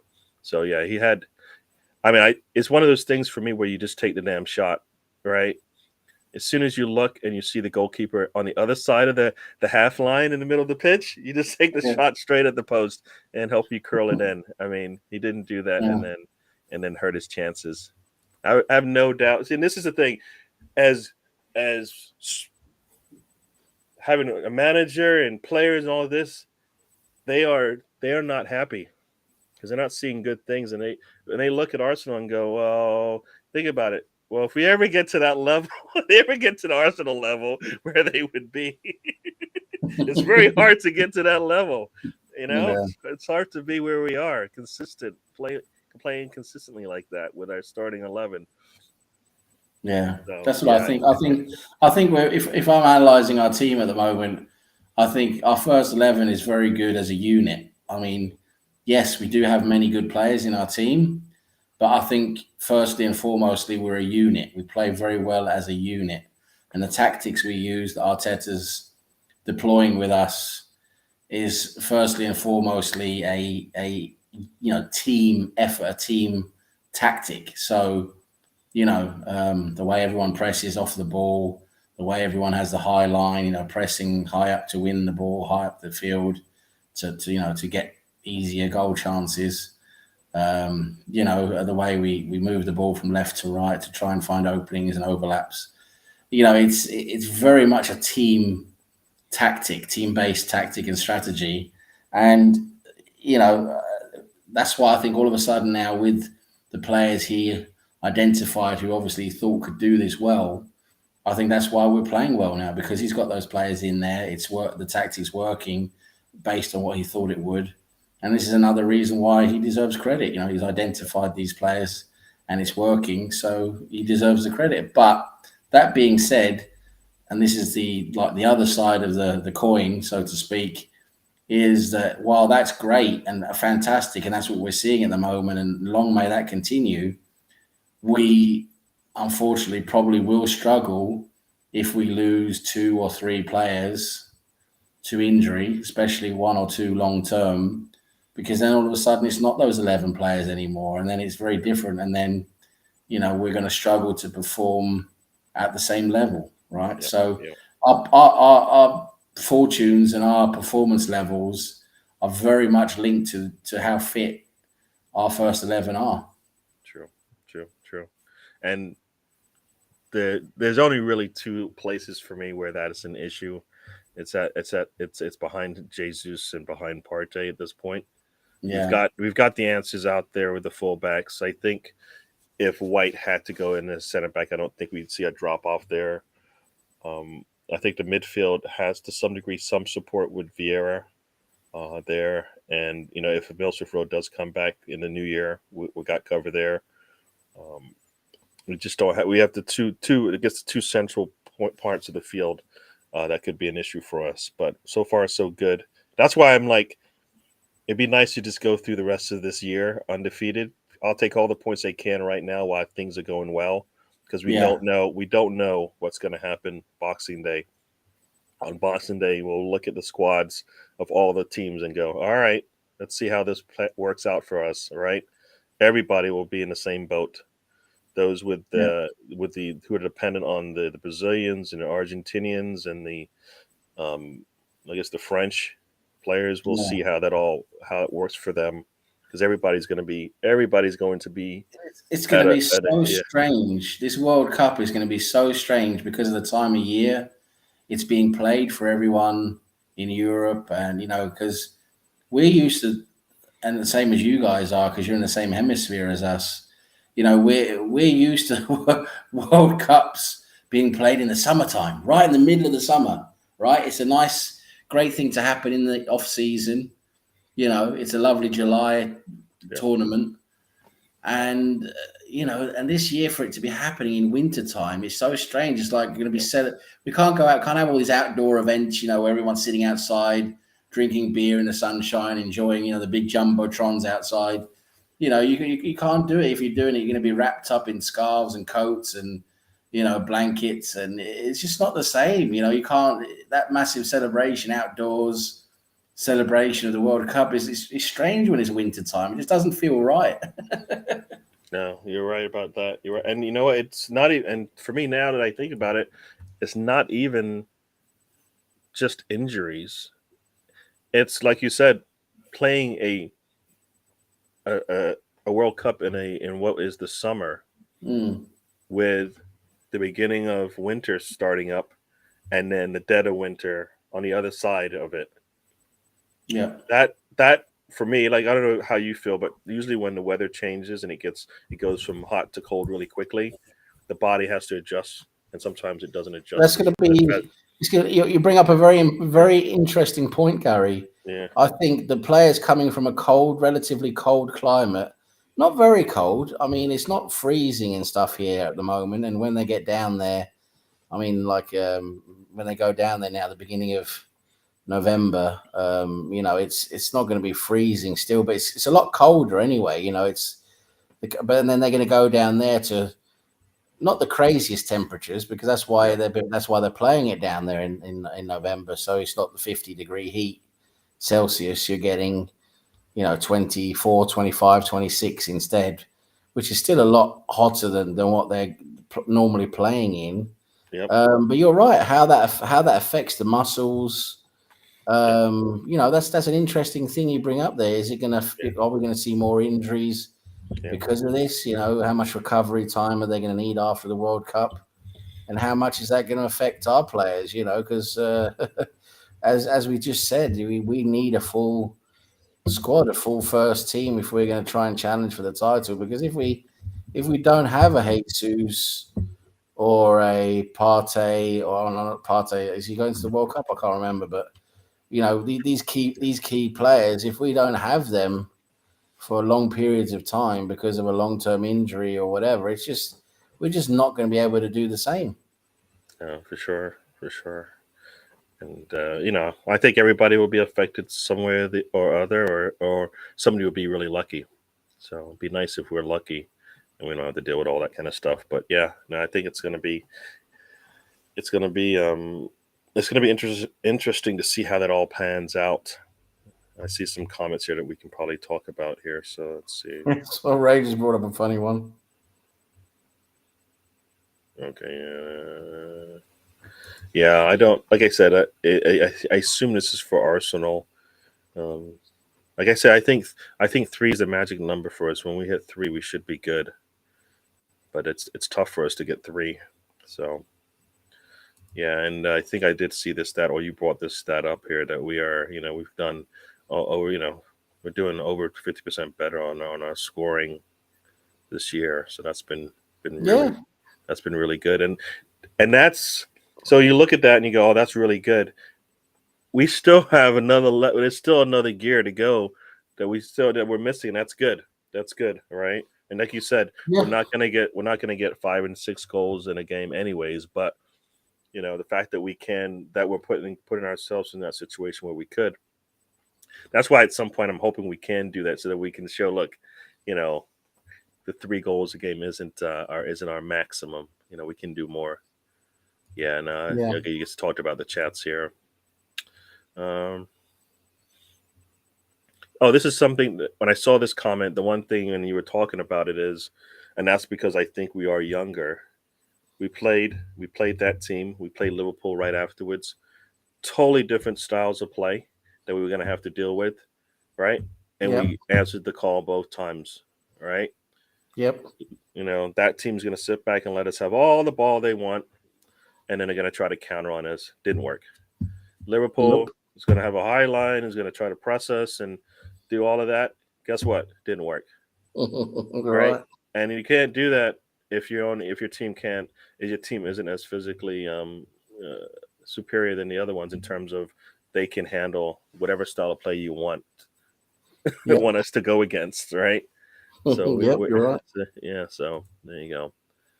Ten Hag win a trophy. I think that's asking a lot. I think that's asking a lot in this first year. They won't, because the team's not good enough. But my point is with Ten Hag, I think he's getting just about as much as you can out of that team, out of that squad.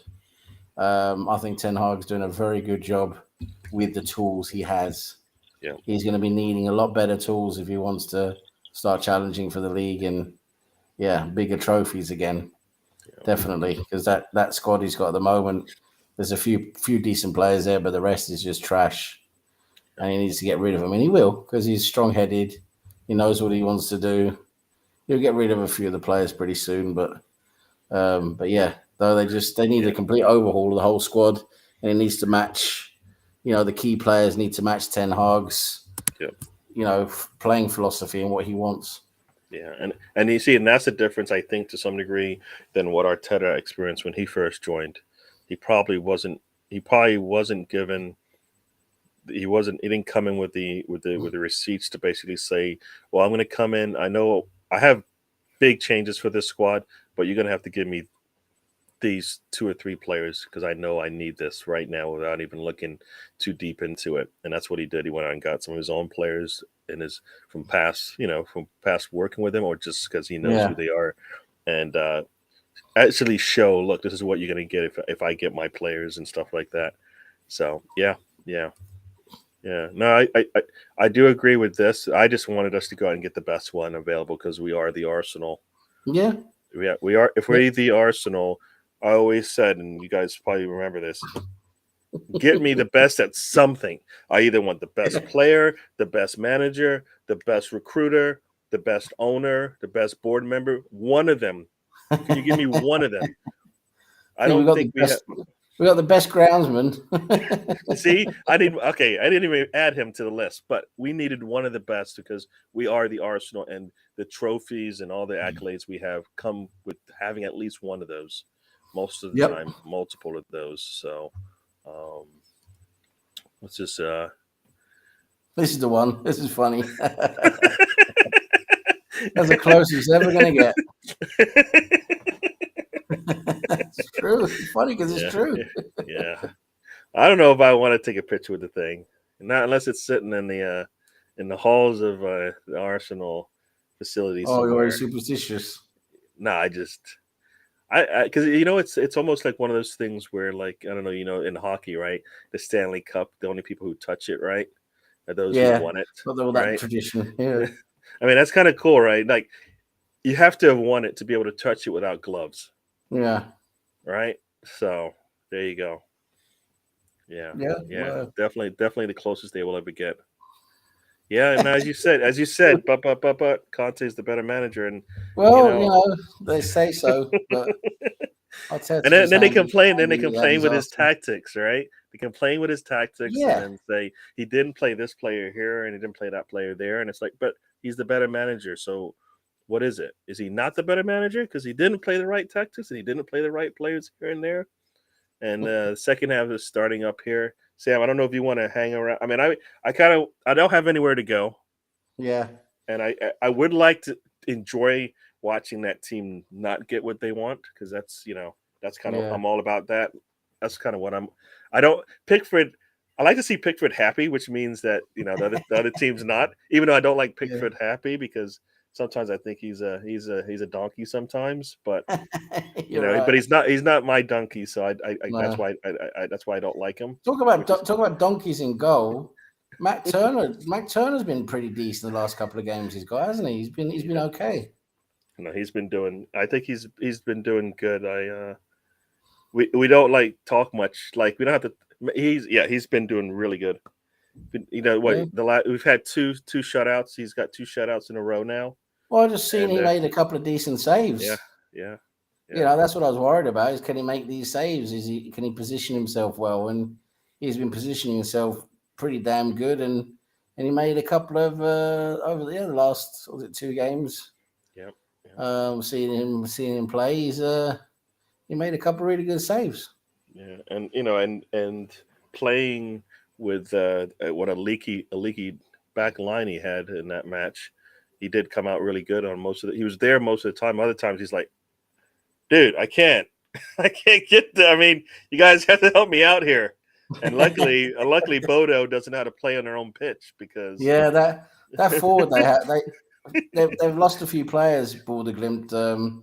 A few years ago, they were a very good team, and they were causing a lot of problems in Europe as well.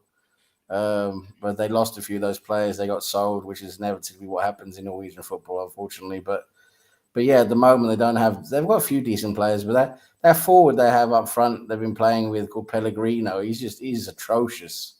That guy, I mean, he was really bad against Arsenal.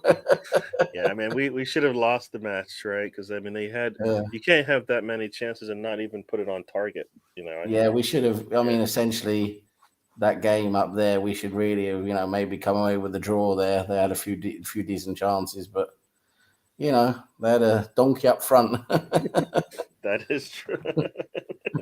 That is true. That is true. Yeah. So we'll take, as I said, we're not giving the points back.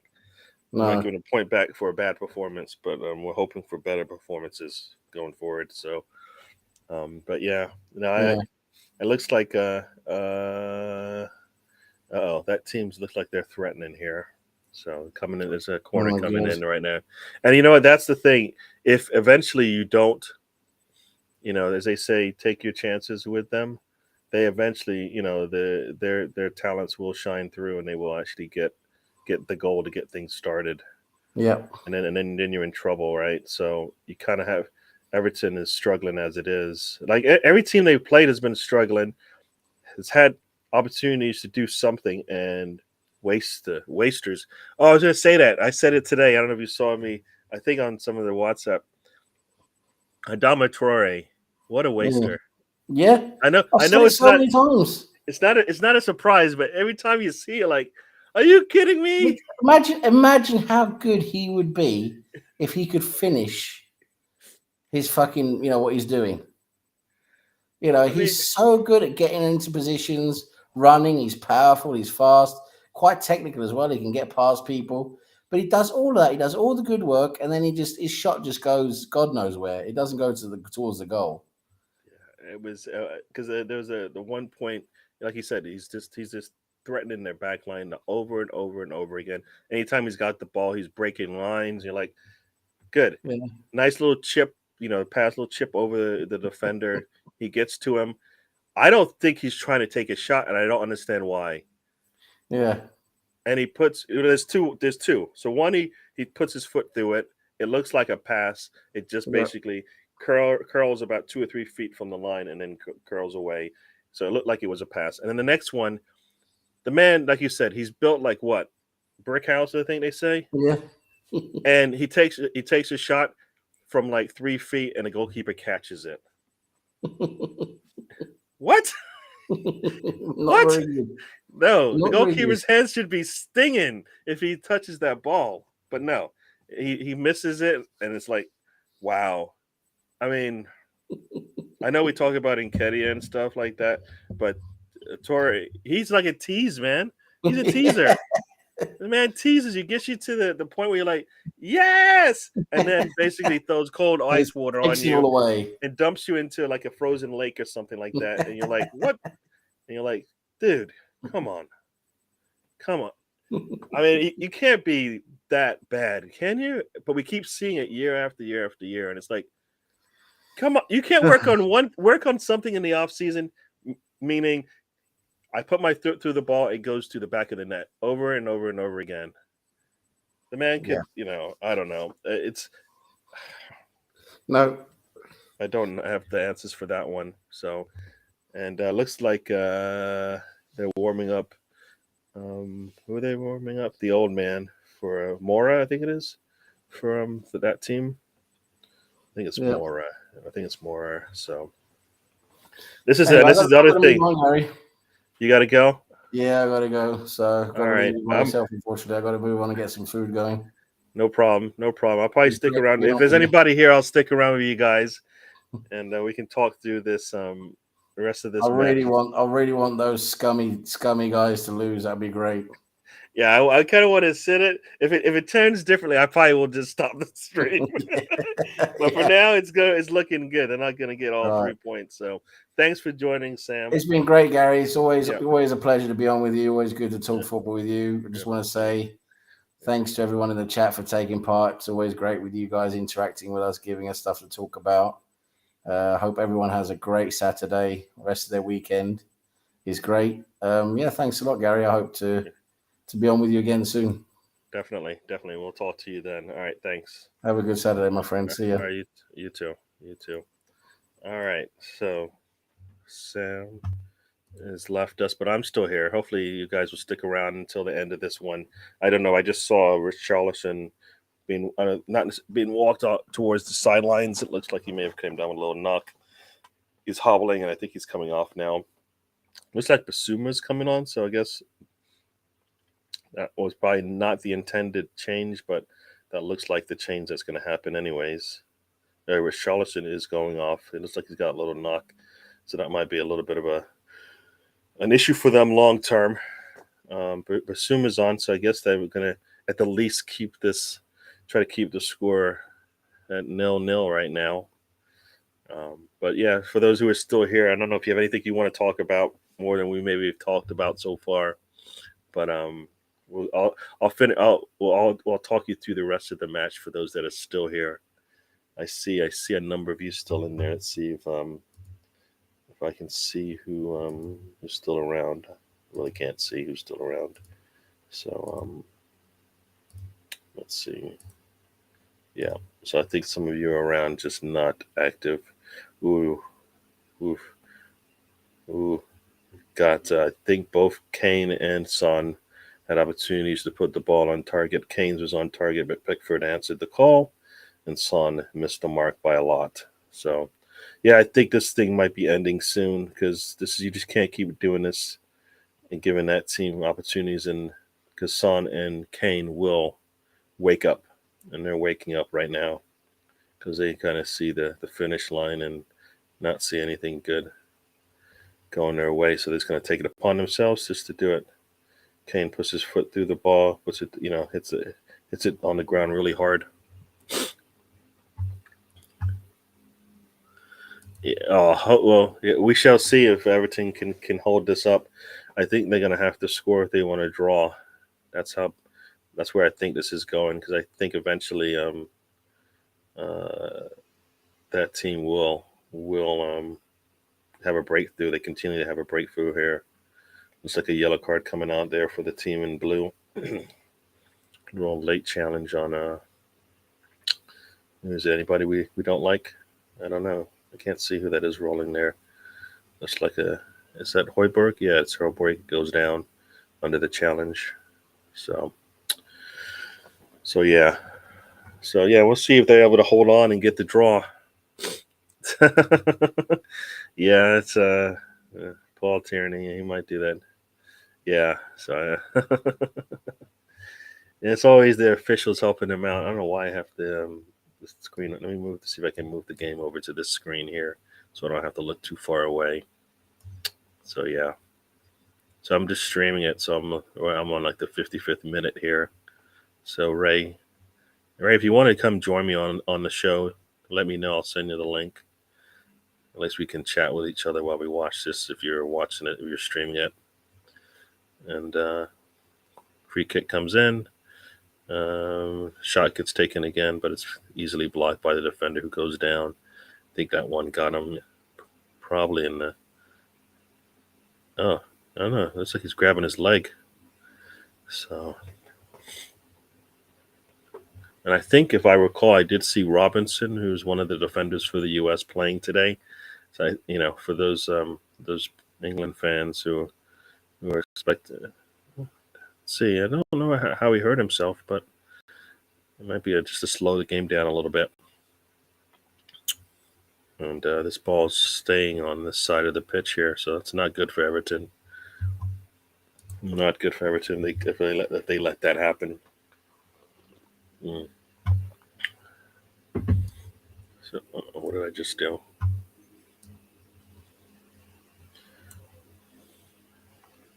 Oh, that's what I wanted to do. So yeah. Yeah, there's just too much possession in this final third, and Son's able to get a body or a head on it, but it just dribbles to Pickford. So Yeah, it's just getting too easy. Too easy. Everton's trying to hold on to this point when in reality they should be trying to, you know, play for a win and be satisfied with a draw. And long pass is just a little too strong, straight to Pickford. And back we go again. Yeah, I don't. I think I covered all the comments and stuff that were going on in the Twitterverse. I didn't see all the podcasts because, of course, I've been here, so I don't know what podcasts people are talking about right now outside of what we have discussed. Um, Gabriel Jesus has traveled to Leeds, so that's good to hear. So that's a good one. Um, every time I look, the ball's in the final third. That's not good. And Ben Jacobs just reported that Reece James is probably going to be out through the World Cup knee injury. Might have to have surgery, but 6 weeks out. So that's probably not a good sign for England there. I didn't see the Kane dive. I didn't see that dive. Maybe it hasn't come up on my screen yet. No, no. Oh, okay. I think I saw it now. Yeah, good. That was, yes. Players are on the ground in front of me. I'm just going to fall over.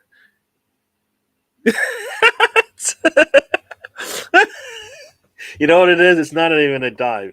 It was it's like a magnet. You know how you throw a magnet down and like all the metal kind of just flies away? That's exactly what happened there.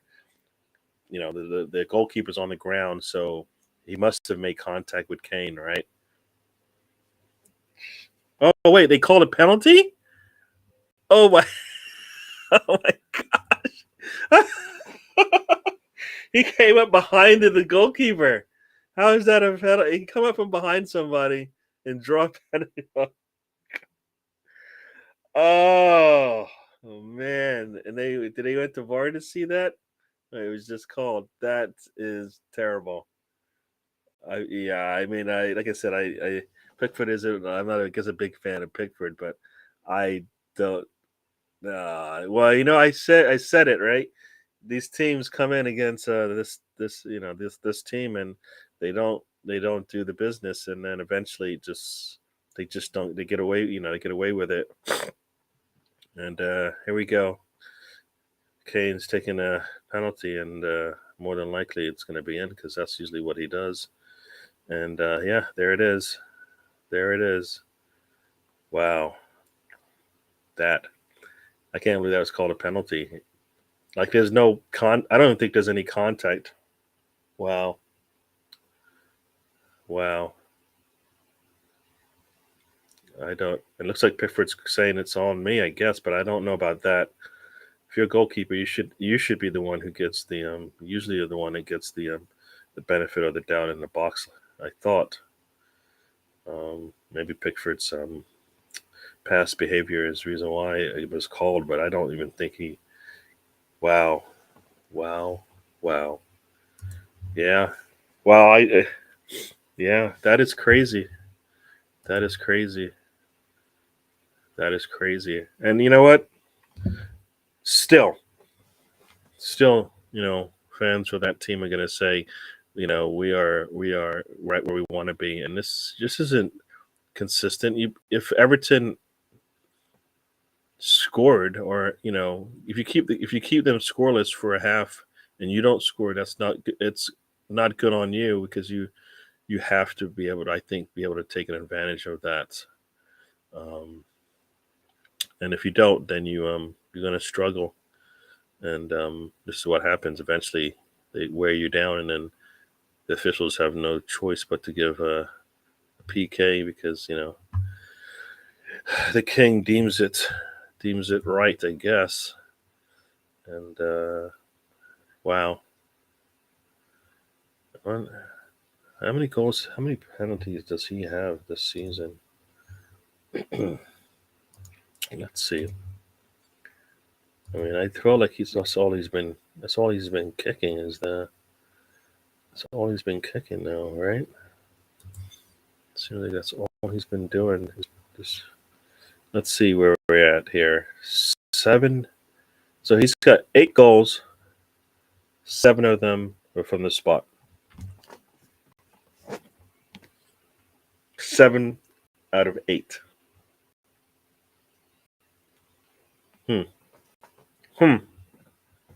And I guess now it's 8 out of 9 because this is before today's match. So he's got 9 penalties, 9 goals from the spot. I can't believe we're even talking about them still. Right? This is why you have to score. And, we scored. They still got their penalty. It didn't matter. You either have to be a team that plays for not 0-0 draws, or you need to take advantage. And I think Everton has been shown that they can. We just talked about it, right? We talked about Iwobi, and the only reason we're talking about Iwobi is because of a lot of the attacking work that he does. Not much today, and it shows. Looks like advantage is played here. Everton has the ball. Did they ever get into the box? They don't, and the ball gets deflected out for a throw in here, deep in the attacking third. Maybe Everton can put a smile on my face because I actually did have them as my upset pick. I just did that because I don't like this team, and I think so far anybody who had an upset pick has won it. So why not me? Huh?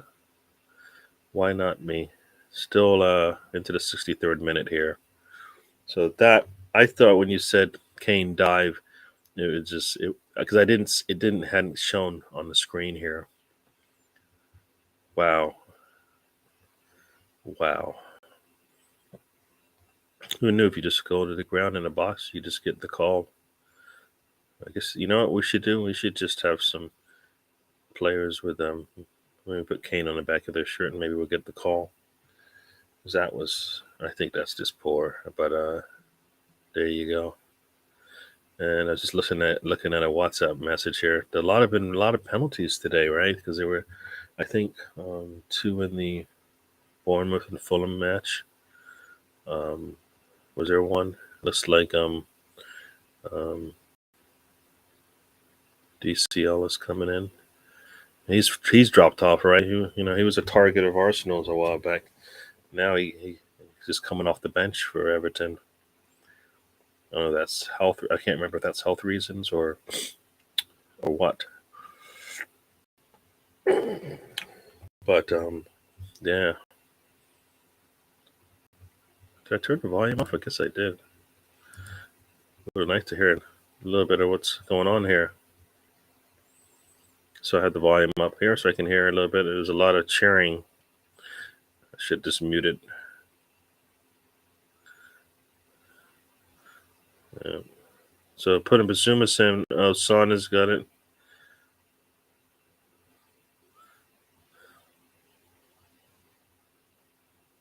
Robies. So that team with 16 shots and versus 4 for Everton.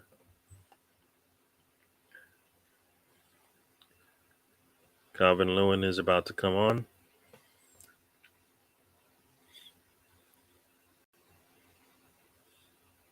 There we go. So for those who are still with me, I don't know who it is, if there's many, but so yeah, we're still here. I figured I would just ride this thing out. We got about 25 minutes left here in this match. I don't have anywhere to be, so that's why I'm going to stay on.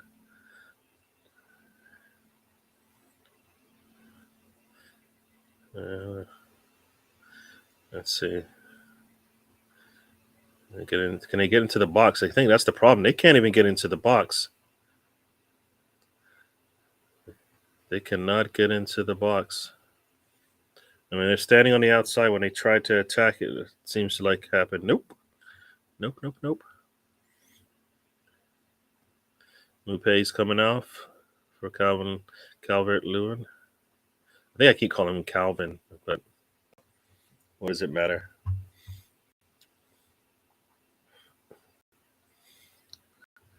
So how do you go? You look at Kane, you're like, man's got 8 penalties, only 1 goal outside of that, and 1 assist. And do you actually call that a top striker in the league? I mean, it's not really sustainable, and it's not really a claim for being one of the best strikers in the league, is it? I don't know. Just maybe I'm reaching here just because I don't like that team, but still, Calvert-Lewin is in now, so maybe that will. Where is he? Oh, there he is. It's a little deep. It's trying to put a little pressure on there now. It looks like. Let's see if it helps.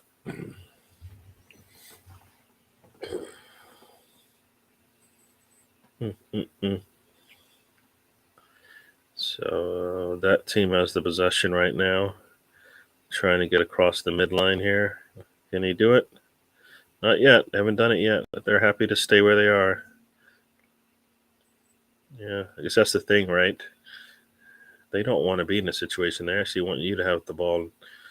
Everton can't even hold on to it. So there you go. And across the midline here.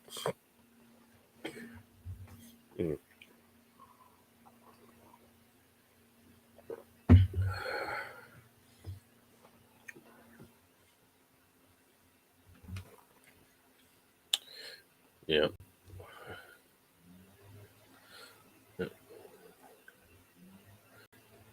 All right.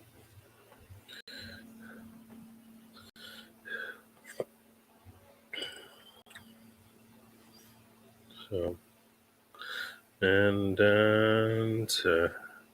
ball gets through, but gets cleaned up, and Pickford has to get it out before Son runs him down, and balls it back with that team.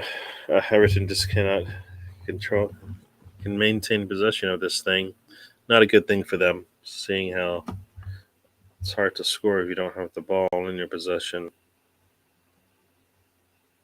Kane is trying to go down the side. Can he get past? No. See, this thing can go 2-0 and people think it was a good match, but in reality, it's just,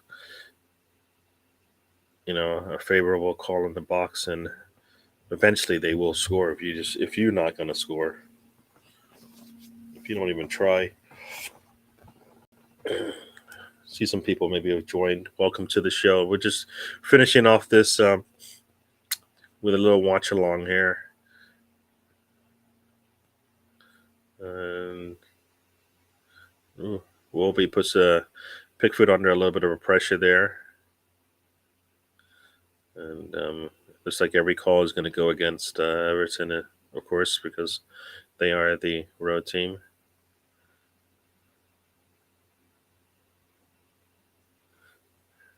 Yeah.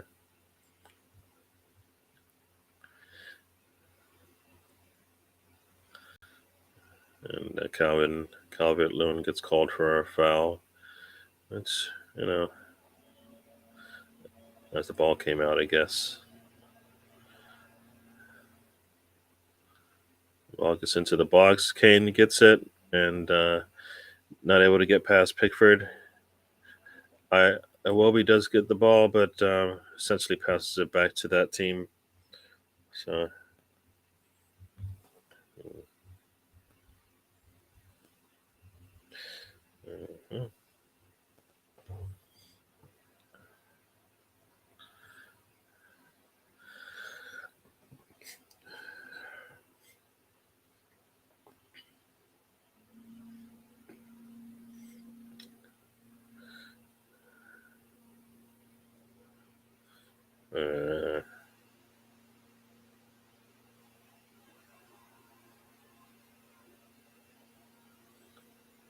All right, so we are into the 71st minute here.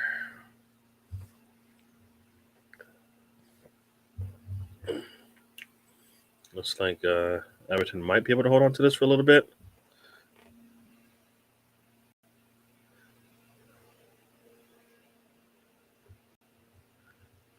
Arsenal Misfit, well, thanks for joining us. I think you were here earlier, but yeah, Pickford is the number one goalkeeper. Then yeah, this year.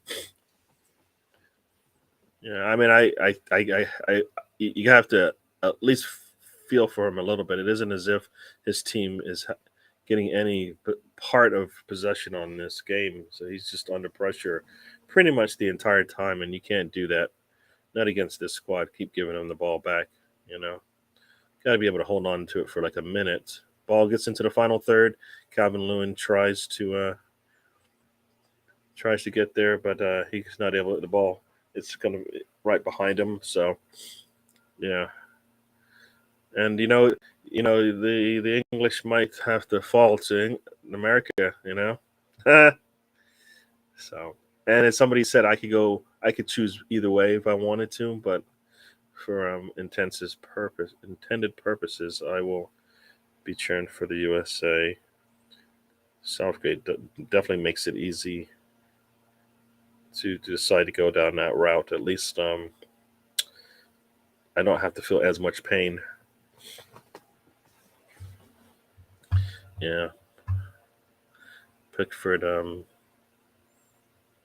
He has his moments, but not a lot of them. Right? Not a lot of them. So we're almost to a quarter of an hour left here. So I think that's Connor Cody, right? Who plays for Everton? Is that right? And Gray gets squeezed out there, and Kane has the ball.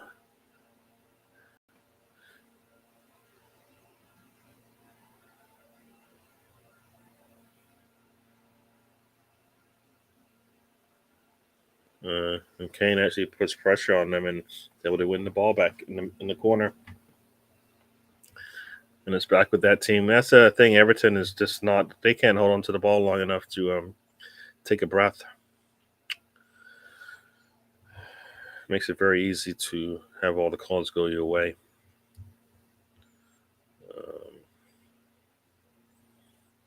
So, yeah, almost into the 74th minute here. So as the scores, as of today, right? So I don't know I think we went through the scores today, but I'll just have them rolling so we can chat about them as they go through. On Friday was basically the Tony show. Ivan Toney with 2 goals, and basically Brighton loses on the road, and yeah. Then it was Leicester City and Crystal Palace, and I thought Crystal Palace would actually come out and be able to get something on the game here. It's not like Leicester City isn't one of the worst teams out there, but no, Crystal Palace didn't look good. Didn't look good. I think for the quality of players that they have, Leicester City does have some, but as a team, they haven't been playing well. Having Madison on the pitch definitely gives you a bit of an advantage at that position, but I think Crystal Palace should have done better, but they didn't, and they paid for it without getting a point, get more than a point, and Everton player down with a little collision there. So what else happened? Oh yes, Wolves versus Nottingham Forest. When I looked at this game yesterday on the stoop, I basically said I thought Nottingham Forest would come out looking like a team that looking like a team that just needed to have a game that they could kind of perform in, and Wolves should have been that team. They didn't even look like they wanted to be there in my eyes. Like as many I've seen them play, a couple of times in the last couple of weeks, and you could see like they're getting opportunities to score, they're just like not finishing. I don't think they got that many opportunities to even score from what I saw.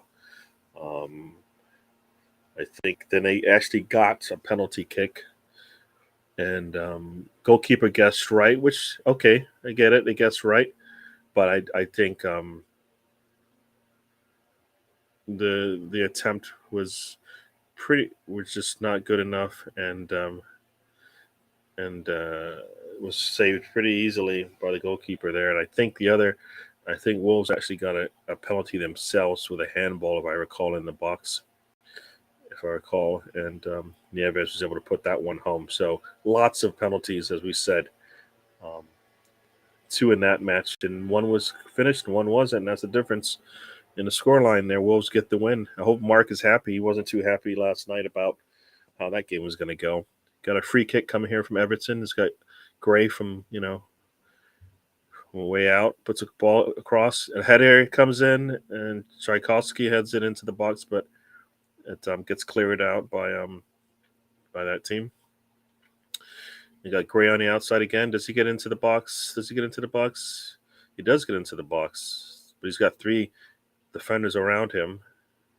But he's able to get it into the box, but there's just nobody there. They're all, this is the other thing that I see. Gray has the ball, has three defenders on him. You would think at some point somebody in Everton would come towards him. Nobody comes towards him, and when he puts the ball into the box, the only player there is a team in a white shirt. Come and present to yourself, man. You guys are down on the road against what some say is a quality squad, all right? Not doing it. I see some chats here. Yeah. Arsenal misfit. Yeah. Yeah, this work thing does get in the way of our fun, right? Sometimes, but it has to be done. So thanks for joining us. Like I said, we got about 12 minutes left. Let's see if we can hopefully put a smile on our face at the end of this thing. I would like that. And let's see. Yeah, the work thing gets in the way. Yeah, so far today, the most entertaining game, of course, and we'll get into that. Fulham and Bournemouth game. Two teams. I don't know, where are they in the table. Let's see. Two teams. Let's see where they are. Let's see. Actually, yeah, 9 and 10. That's right. I guess it was eight and 9 at the time. Or should I say it was? Yeah, I think it was 8 and 9 going into this weekend. But Bournemouth was able to, get a point out of this thing, and Fulham too. A lot of action in that one. So that was probably the most entertaining game. But yeah, two teams in the top half for sure. Well, yeah, 8 and 9. So it's a top half, right? So we got a Wolby on the outside here. Let's see what they can do. And cross comes in. Lloris is there to clean it up. So nothing. Yeah, no. There is probably a lot of action because the teams are probably at that same level.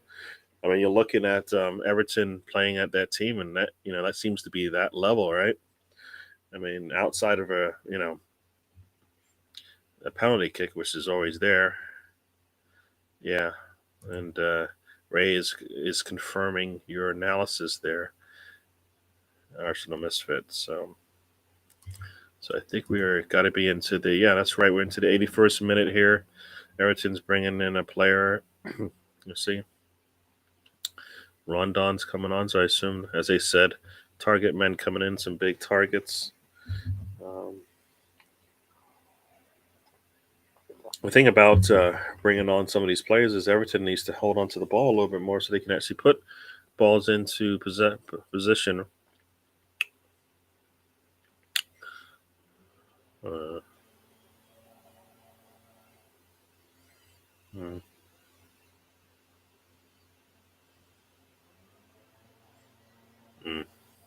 It's one thing to see like a player leave his leg in there and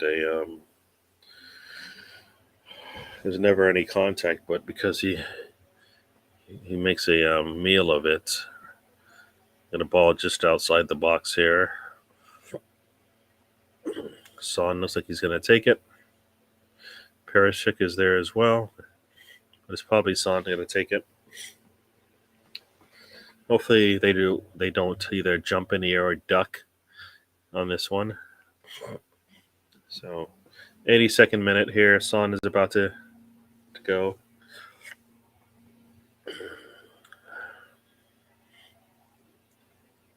Son runs. Perisic takes it, and it's cleared by Everton. Headed out. Yeah. No, I would hate to see Tierney in charge of our match when we play at the toilet bowl, as you said. It would be terrible. Be terrible. I mean, it's yeah, just bad. Bad. Well, bad because I don't like what it means for the result. Let's see. It's a throw in here for that team with just under 8 minutes to go in regulation.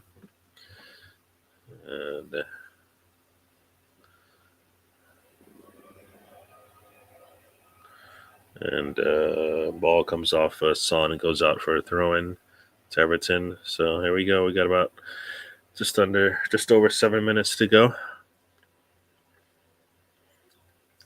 Looking at the